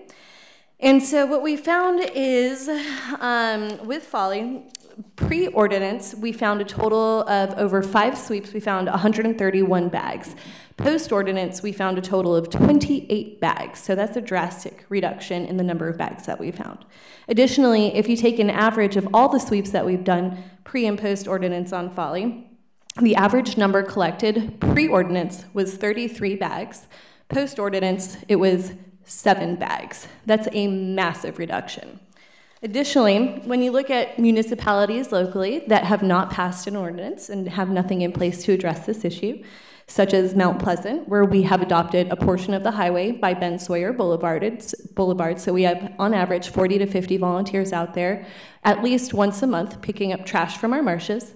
We find on average 38 plastic bags. That's in Mount Pleasant, along Ben Sawyer, where it looks as though there's no debris whatsoever.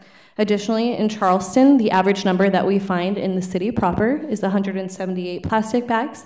And as Carolyn mentioned earlier, in Sullivan's Island, where they have a voluntary resolution, we still found an average of about 70 plastic bags. So while it's all well and good to educate and inform people about the issue, unless you make it a requirement, you find that we will not find a reduction in plastic bags. And I do have a breakdown of all this data, and I'm happy to provide it with council after the meeting if that's something that you're interested in, and I'm also available for any questions. Thank you. Great. Thank you.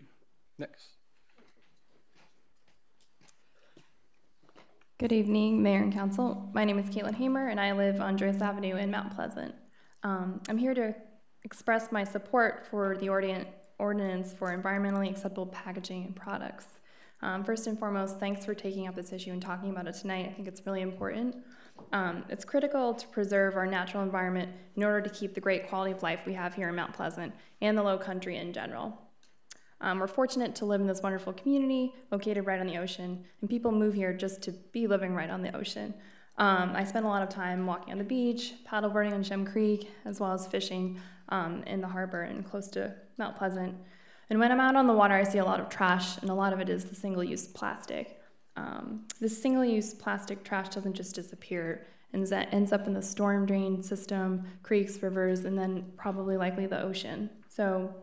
And as these plastics degrade, as people have previously mentioned, and the foam containers break down, they break down into smaller and smaller pieces, these microplastics, and these readily enter the food chain, not only affecting animals, but also humans who eat those animals. So I say no thank you to toxic polymers and the local shrimp, seafood, and oysters that I love to eat, and I think you should too.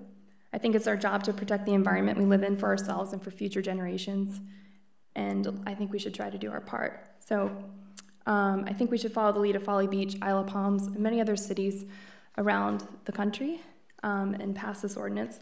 Thanks for your hard work, investing in our town's future by considering this important issue. Thank you very much. Next, 2 minutes, please. Hello, council members. Thank you for your service to our town. My name is Elise Campaign. I live at 43 Vincent Drive here in Mount Pleasant, and I'm here to express my strong support for this ordinance that's addressing single-use plastic packaging. The ordinance itself notes the prevalence of the plastic litter in our town. The problem of this plastic pollution is affecting our community, but it's reaching really a crisis point globally. It's cheap, it's light, it's durable, but it takes 1,000 years for it to break down. So it's choking our wildlife, it's disrupting our food chain, and it's really time to take action.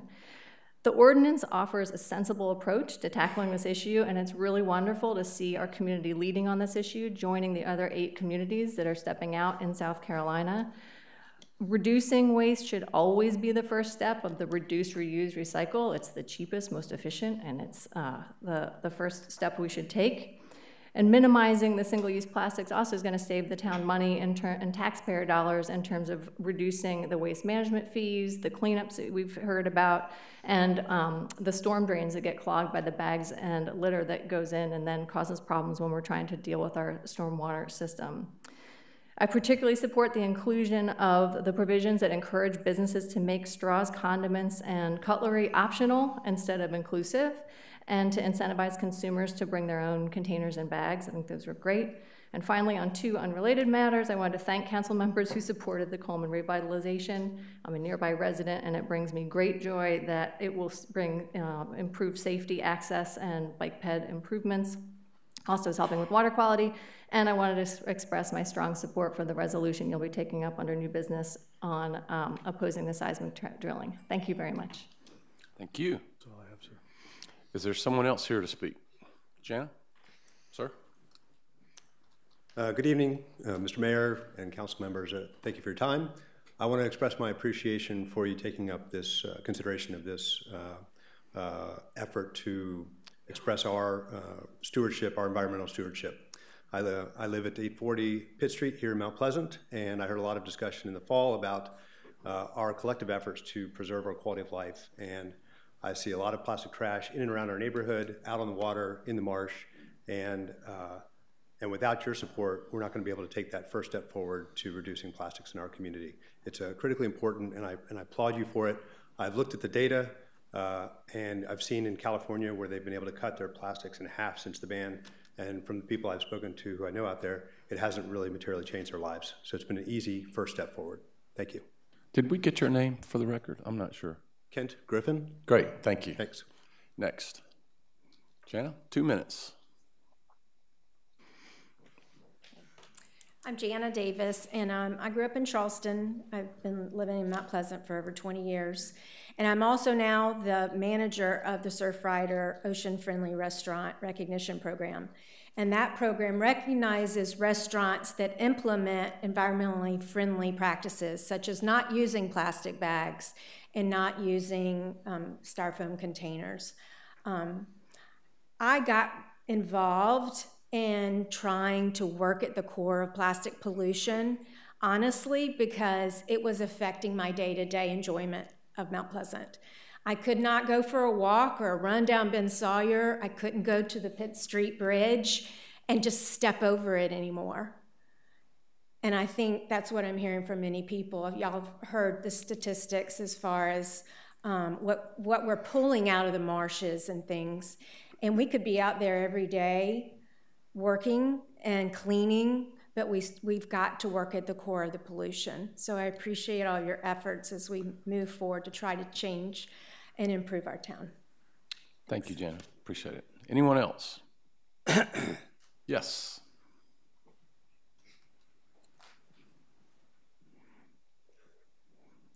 And you probably know name and address in 2 minutes.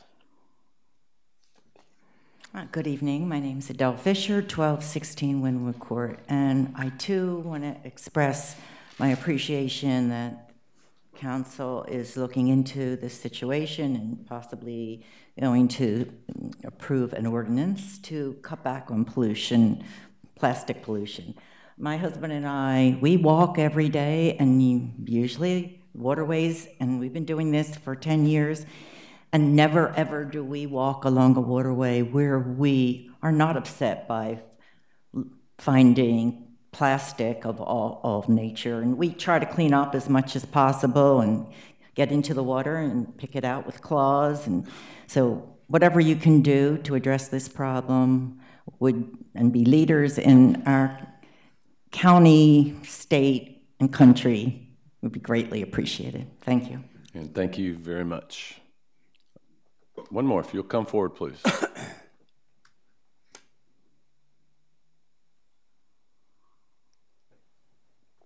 Name and address in 2 minutes. Good evening, ladies and gentlemen. Mike Laurie, 165 Historic Drive. Well, I'll give the other side of the perspective here. We've heard some statistics about all the pieces of trash around the community. I would argue that that is a tiny fraction of the responsible adults who decide in the course of their day-to-day activities that a plastic bag is appropriate for their use. And I would also dispute the term single use, because in my house, rarely is one of those plastic bags used just one time. Not only are they convenient for what we buy at the store, but I mean, I use them to pick up after my dog, dirty diapers, keeping things dry. So I'd like you to consider the actual uses and the benefits of this product that thousands of people day in and day out choose to use. And I would just ask you to consider the burden you're going to be placing on people, where they have to use a paper bag, purchase one of these, manufacturer, multiple use bags. Think about the hygiene aspects of it. It almost feels like a punishment for the vast majority of townspeople who have done nothing wrong, who are perfectly responsible with their trash. So I would ask you to consider the implications of this, just holding an entire population accountable for the irresponsibility of a few. Yeah, that's 2 minutes. Thank you, sir. For your time. Appreciate it. All right. Council? Yeah, I'd like to yield the rest of my time, if you don't mind, Mayor. Yield? Well, no, I'd like to take the time. No, you still have the floor. Yeah. Thank you. Yeah. Again, there are alternatives, products and packaging that are acceptable to our local recycling centers. Therefore, I'd like to move to approve additional consideration by council and request that our legal staff prepare the stated ordinance and it be reviewed by the Economic Development and Police, Legal, and Judicial Committee in preparation for first reading next month. Second. We have a motion and we have a second. Is there any discussion? Yes, Mr. Bremer. Yeah, I would like to thank Mr. Owens for his work on this. I know it's not something that just has come up recently. You've been working on it for quite some time, and I think it's a great idea for us to consider. I appreciate you putting in the motion on the Economic Development Committee. As the chair of that committee, I think it's incumbent upon the committee to have a forum for our business community to weigh in on any potential ordinance in terms of the impact on business. And I think any ordinance that we might pass is a better ordinance the more partners we have and more buy-in we have. So I definitely want to give our business community, and especially our small businesses, an opportunity to weigh in.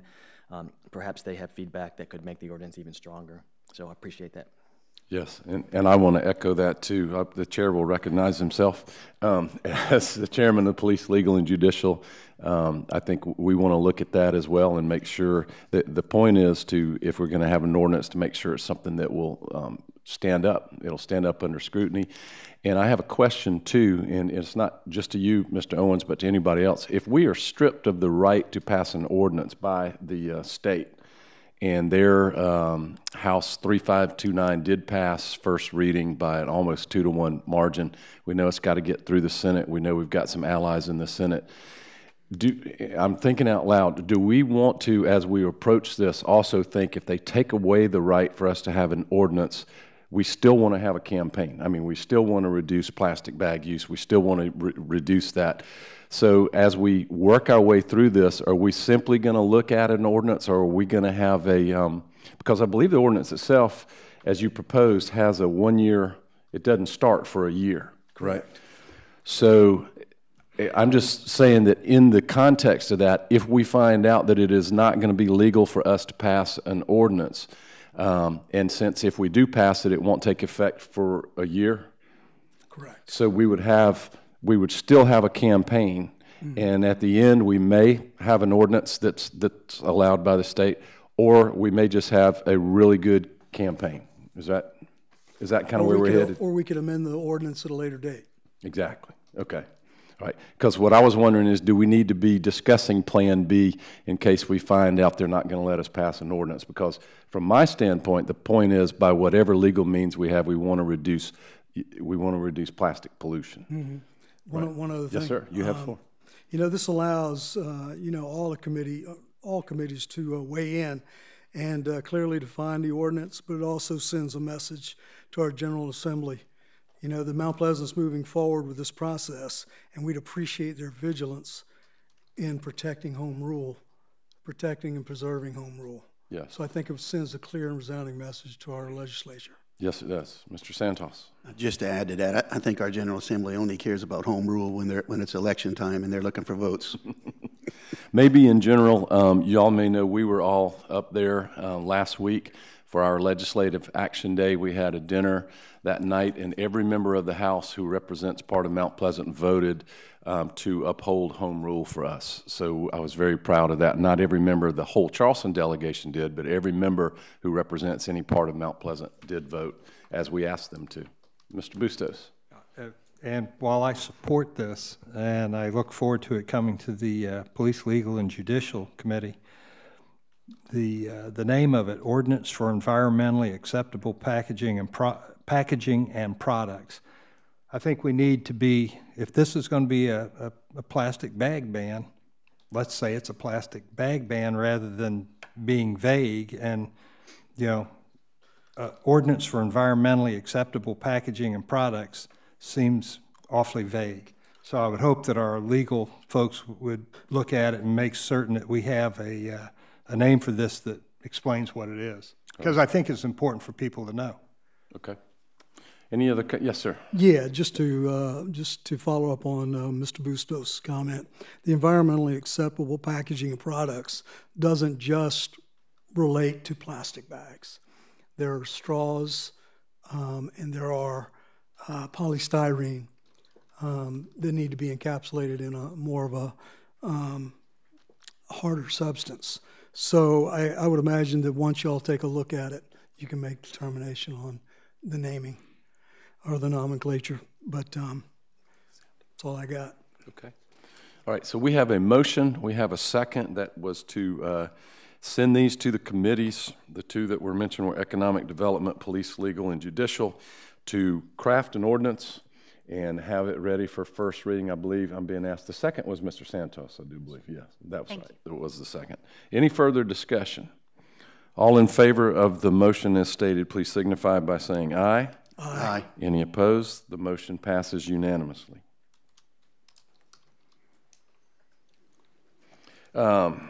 Still in public services, is there more to the report? Yeah, thank you. I appreciate that, Mayor. All right. I've got a report here. The committee approved the minutes from January 2nd, 2018. There was one presentation given at the Public Services Committee meeting entitled Consideration of an Ordinance for Environmentally Acceptable Packaging and Products. It provides an overview of the challenges caused by improper disposal of plastics on the environment and wildlife, which generated discussion pertaining to the creation of an ordinance to address the issue. Committee recommended that the topic be forwarded to council for consideration, and if approved, direct legal department to draft the ordinance. This ends my report. Thank you very much. Recreation report, Mr. Santos. Mr. Mayor, it's due to time, I'll go ahead and submit the report, but I did want to say one of the important things that we did do is we met with the Snowden community. They had contacted me about the possibility of getting involved with our recreation department, and myself and the director of recreation, as well as some of his staff, sat in on the meeting. It was a very good meeting.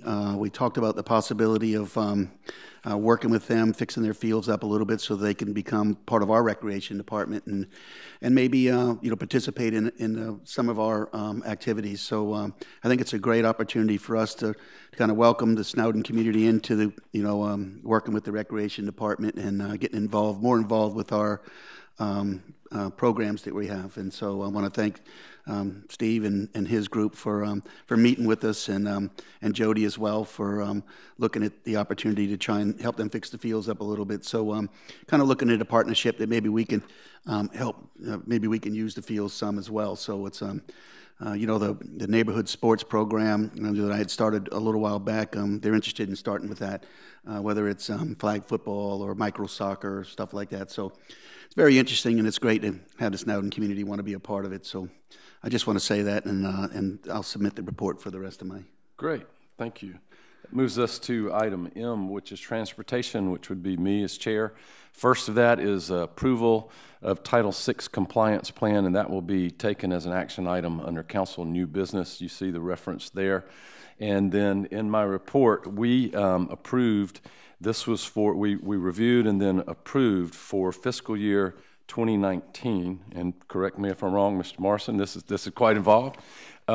This is the list of the transportation sales tax and the Charleston County Transportation Committee, or CTC, annual project rankings. And the way this is done is it is done by the Transportation Committee. It does not require a vote of the full council. However, we have, I'm not sure if we have them, is this where we have them all right here? If everybody will take a look, I wanted everybody on council to see, and I want the members of the public to see, and I urge members of the public to take a look at this. This is what's being done. This is what's being prioritized to get our traffic managed in the town of Mount Pleasant. These are project rankings and requests. They have not changed. Help me in the way we want to say this. They have not changed drastically because we sort of carry forward in the ones that aren't done one year. We don't just totally change and go in a different direction. So you'll notice some of the real important things on here, the intersection improvements at Mathis Ferry and Lauda, Bell Hall Parkway, and Paul Foster Road, mini roundabout on there. It does not meet the warrant for an all-way stop. We have drainage improvements at Shem Creek Park and parking improvements, roadside ditch restoration at Darrell Creek and Commonwealth, and then pedestrian and bicycle. And then there were many things on here for lowering speed or lowering volume on routes. It's way too many to go into conversation about tonight. The deadline is the 18th of this month for us to get this in. But it did pass unanimously by the Transportation Committee, and there's a lot being done, and I think the priorities are good on that. So if there's no questions on that, that is available for people to look at. The other thing we discussed was US 17 at Faison Road improvements, and also Park Avenue Boulevard at Faison Road improvements. And they have started construction on the signal pole foundations, and based on their schedule of construction, the signal, this is on 17, should be installed by summer, and that's still true. And then the Park Avenue, when you go inside that way and you're headed towards the airport or towards Oceanside Academy there will be improvements there for traffic. Help me remember what those improvements would be. Assume this is work. Okay. You're good. Yes. What we're going to do as staff is go ahead and there was a warrant study for a signal at that location, and that's really the only appropriate improvement given the width of the intersection. I don't think we would want to be considering an all-way stop there, Mayor. Right. So we're going to go ahead and redo and revisit the warrant study that was done, update it to include projected traffic so that I'm pretty sure that it'll meet the warrant so we can start preparing design plans and such to go ahead and install the signal. Okay, great. As you know, a lot going on in that area. You got Costco coming in and a lot of other building in that area, so it's good to see that these issues are being addressed. That concludes our report from Transportation. Waterworks Commission, no report. Water Supply Committee, no meeting. Brings us to item 10, Administrator's Report. Mr. DeMora. Well, thank you, Mayor, for citizens who are tuning in or listening and would like an opportunity to serve I'm announcing an opening on the Commercial Design Review Board as well as the Historical Commission. That's all, sir. Got it. Thank you very much. Let's move to item 11, council business. A, new business, approval of the blessing of the fleet beneficiaries. Mr. Gertic. Yep.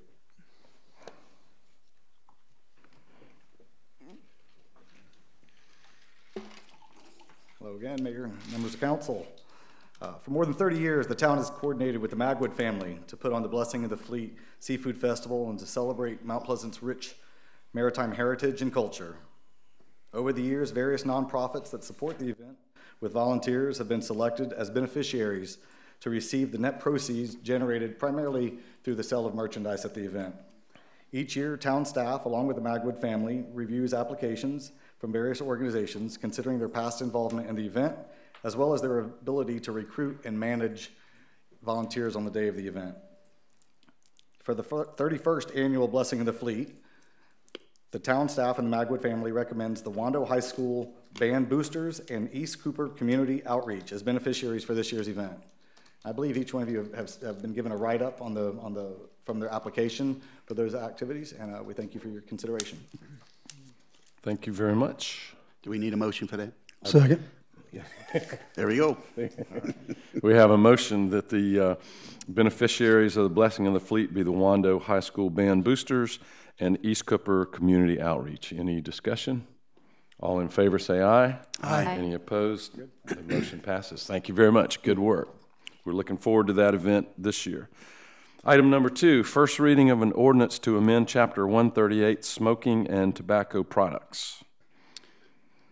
Motion to approve. We have a motion to approve. Is there a second? Second. We have a second. Mr. Santos, would you like to expound upon this just a little bit for us? Absolutely. You know, back in 2007, I put together an ordinance to ban smoking in public places in the town of Mount Pleasant. It's been very successful. And I'd like to be able to add the vaping to it now. You know, vaping's gotten very popular. I know people like to sit in a restaurant and enjoy the clean air instead of breathing other people's vapor. We don't know enough about it right yet. It could be very dangerous, and some of the pipes that they're using right now, they have different chemicals in those pipes, and I think the younger kids, from what I read in the report, are starting to use them, and we just don't know a lot about them. And I just think I don't want to wait for 20 years from now and find out that they're causing cancer. And the people that I've spoken to really think it's a good idea to add this to our smoking ordinance, and so that's what I'm looking at doing. Great. Ms. Whitley. I would like to publicly thank Lynn and Bob Brennan, who are citizens of the town of Mount Pleasant. They are the ones who brought forth this whole concept of vaping. They were at a restaurant, and the people sitting next to them were vaping, and so they kind of flagged the issue for the town, and I want to thank them for that. Great. Thank Absolutely. You. And I want to mention that every person that I've heard from who works with young people has asked us to include this in our ordinance, so with their strong support. All right, we have a motion. We have a second. Any further discussion? All in favor of the motion as stated signify by saying aye. Aye. Any opposed? The motion passes. First reading, sorry sir. First up. reading ordinance number 18017. An ordinance to amend Chapter 138, Smoking and Tobacco Products, Section 138-03-definitions. Is it my turn now? Great. Item number 3, a resolution authorizing the participation by the town of Mount Pleasant in a federal court litigation by the South Carolina Environmental Law Project, SCELP, to challenge the permitting by the federal government of seismic testing and drilling in Atlantic coastal waters, including waters off the South Carolina coast. Again, we're seeing vast support for this, even in Columbia, of all things. And I think almost maybe every coastal community that I know of has approved this. There might be some that I don't know of, but I have read of numerous ones that are doing this. This does not put us into a lawsuit at this point. It authorizes and says our intention is, and I believe we heard from legal in our committee that this suit does not yet exist, but it will exist if that is approved off the shores of South Carolina. We don't need to debate here what that could do to our coast, not only offshore, not only an environmental hazard, but the more I've been to discussions about this is what happens onshore with the support. It would totally redo our coast, our port facilities, and our waterways, and we could not, even if they were to eliminate the offshore dangers, we could not accommodate the onshore support that's required for this, and it would totally change our economy. So this passed our committee unanimously, and if we were to join the suit, at that time, this would come back to this council, I believe, Mr. Pagliarini? Yes, sir. Right. Request authority for the town to join the suit. Request authority. This is a resolution to signify our intent, so I'm looking for a motion. So moved. We have a motion. We have a second. Second. We have a motion and a second. Any discussion? Yeah, Mr. Yes. Mayor, I have to abstain due to potential business conflicts. Understand. Is there anyone here from the public to address this issue?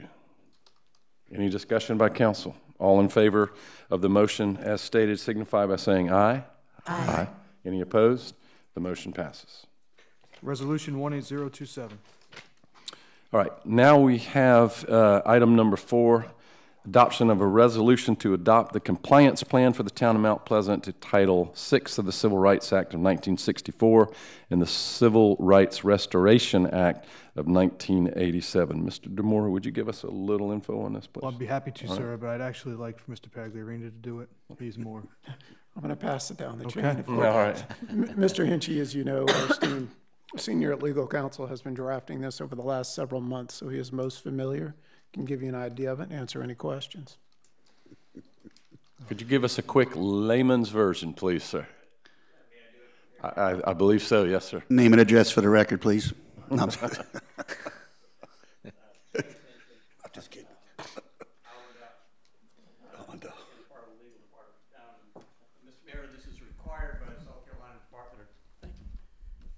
This plan is required by the South Carolina Department of Transportation. It provides a blueprint, thanks to the efforts of the folks that worked on this, to assure compliance, continued compliance with Title VI of the Civil Rights Act of 1964, which in general prohibits discrimination based on race, creed, national origin, and color. So we request that council adopt it. Thank you very much. Motion to approve adoption. Motion to approve. Second. We have a second. We have several seconds. Any discussion? Anyone here to address this? All in favor of the motion signify by saying aye. Aye. Aye. Any opposed? The motion passes. Item number, well, you have to read it, don't you? I'm sorry. Resolution 18026. Item number 5, adoption. Yes. Mr. Mayor, if it would make it easier, I'd like to go ahead and make a motion that we approve item 5 through item number 9. Second. We have a motion and we have a second. These are resolutions for mutual aid. And let's see, every one of them says mutual aid, I believe. Yes. We have a motion, we have a second. Any discussion? Anyone here to address this? All in favor of the motion to approve signify by saying aye. Aye. Aye. Any opposed? The ayes have it. Items 5, 6, 7, 8, and 9 for mutual aid are approved. Item number 10, a resolution authorizing a change in location for regular town council meetings on July 10th, 2018 and December 11th, 2018. This is part of our effort to take government to the people. We want to go north, and we had originally said the Wando Auditorium. And when we went to schedule that, we found some scheduling conflicts. And so I would like to, and I'll make sure we get this right, because I think we previously voted to do this at Wando, and we have to be very careful when we move a council meeting. It appears that there would be a lot of juggling. One in the summer, December could be a hard possibility and all that. The purpose wasn't to go to Wando. The purpose was to go to that side of town. I'm thinking it's a better idea to be masters of our own fate and do it at the Park West Recreation Complex. And I checked with staff, and staff said with prior notice that anything they had to reschedule or move would work, and we could do it that way. And that just takes the coordination with Charleston County School District out of the equation. So I would be looking for a motion. So move. All right, we have a motion. Do we have a second? Second. We have a motion and a second. Any discussion? Yes, Mr. Bustos. How much do you know how much we paid Wando to help with them? What was that? Yes, Five, sir. 600,000? That's correct, sir. Okay, and they've asked for another 400,000? Correct, sir. They've asked us to consider another 400 for the new auditorium. Okay. Any other discussion? All right, we have a motion that we will move those two meetings to our town Park West Recreation Complex. All in favor say aye. Aye. Any opposed? The ayes have it. So we will be up there. We'll keep it July and December. You don't have to read that? Yes, yes, okay. Resolution 18028. There we go, thank you. Item number 11, consideration of a comprehensive traffic analysis for the Old Village and the Indian Village. Mr. Santos, would you like to? I would. You know, you heard of some of the folks from the Old Village and surrounding areas speak to us tonight about the traffic in their subdivisions. We hear a lot about that, and you know, we heard the same thing from the Groves and from Cooper Estates. We went in there with a traffic analysis, and we saw that there was some speeding going on and some traffic issues going on. We were able to put some speed humps in there, some stop signs, and I think really get a good grip on the traffic. I really haven't heard any complaints. Brad, have you heard any complaints since we've done that?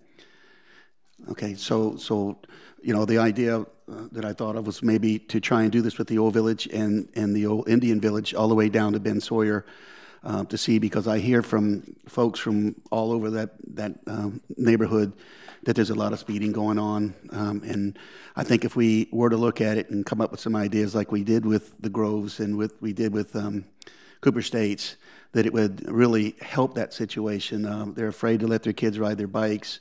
People are cutting through because they don't want to go down Coleman Boulevard, we're told, and I just think that we need to minimize any of the possible negative impacts in those communities by at least looking at the traffic, the comprehensive traffic analysis in those areas, and come up with some ideas that we can do to slow the traffic down and just make it safer for the neighborhood. Sure. That's all. And I think we could send this to the Transportation Committee if you like. Yes, that's what I was going to ask. Yeah, absolutely. We brought this up, and I'm glad to have us thinking that way. I love that thinking, and we will do this in the Transportation Committee. And as a matter of fact, Mr. Marson, those driver feedback data machines that are out there, they're coming up on their 6 months. Is that right? So we'll be getting some of that back, and we did mention this at Transportation, and in talking with staff about this agenda item, we would like to keep it as a Transportation Committee thing, if that's all right with you. Absolutely. So that we can do this on a thorough not investigation, but a thorough study. Absolutely. I think it belongs in the Transportation Committee. Good. Sounds good. So we will take that as a recommendation to Transportation Committee. Do we need a motion? It wouldn't hurt. Okay. I've got one if you don't mind. I'd move to approve additional consideration of council and task staff with providing options for improving traffic calming along feeder and arterial roads, but more importantly, the safety of pedestrians as traffic flow has increased, including but not limited to the possibility of taking over Center and McCants Drive. Suggest sending this to the Transportation Committee for a resolution. We have a motion. Do we have a second? Second. We have a motion and a second. Any discussion from council? Any members of the public here to address this? Are we ready to vote? All in favor of the motion signify by saying aye. Aye. Any opposed? The motion is approved. That moves us to Section B, Council Old Business. Item number 1 is an ordinance to repeal and replace Chapter 38 of the Procurement Code of the Mount Pleasant Code of Ordinances. I think we have voted on this before. I don't think this is any huge deal. Is there anybody that can, do we need to speak to Mr. Brimmer? Just a motion to approve final reading. Thank you. Is there a second? Second. We have a motion and a second. Any discussion? All in favor? Aye. Aye. Any opposed? The motion is approved. Does someone need to read that? Mr. DeMora had to take a break. Does the law require? Sir, I'll be happy to. Ordinance number 18. Just this. Yep. Final reading on an ordinance to repeal and replace Chapter 38 Procurement Code of the Mount Pleasant Code of Ordinances, ordinance number 18010. All right. Section B, item number 2, final reading of an ordinance to create Chapter 44 lobbyist. Motion to approve. We have a motion to approve. Is there a second? Second. We have a motion and a second. We have discussed this before. It's been through committee, and this will be our final reading. Any other discussion from council? All in favor of the motion signify by saying aye. Aye. Aye. Any opposed? The motion passes. Great, we now have a lobbyist ordinance. Number 3, final reading. An ordinance to amend the budget for the town of Mount Pleasant for the fiscal year commencing July 1, 2017 and ending June 30th, 2018. Motion for final reading. I have a motion for final reading. Is there a second? Second. Any discussion? Ready to vote? All in favor of the motion signify by saying aye. Aye. Aye. Any opposed? The motion passes. An ordinance to amend the budget for the town of Mount Pleasant for the fiscal year commencing July 1st, 2017 and ending June 30th, 2018, ordinance 18011. Great. This brings us to section C, executive session. If we go into executive session, it is a personnel matter to discuss the appointment of an individual to the ATAC committee. And then as a notice to the public, council may take action upon reconvening on any item listed on an executive session agenda or discuss an executive session during a properly noticed meeting, which this is. Is there a motion that we go into executive session? So moved. We have a motion. A second? Second? Second. We have a second. Where's everybody? What you mean, everybody? Any discussion? All in favor of the motion signify by saying aye. Aye. Any opposed? We are in executive session. I think I seconded either motion. I think almost everyone. I was giving you a slap.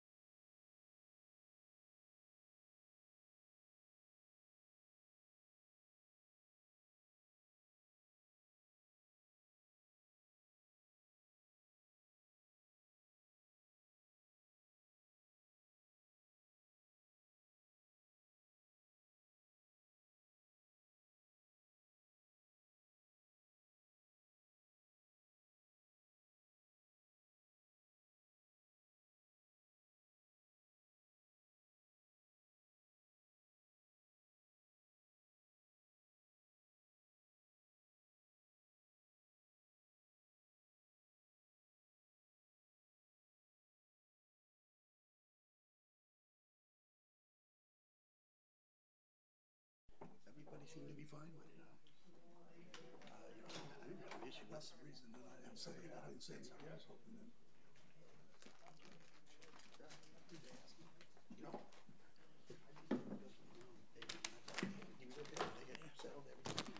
You got everybody?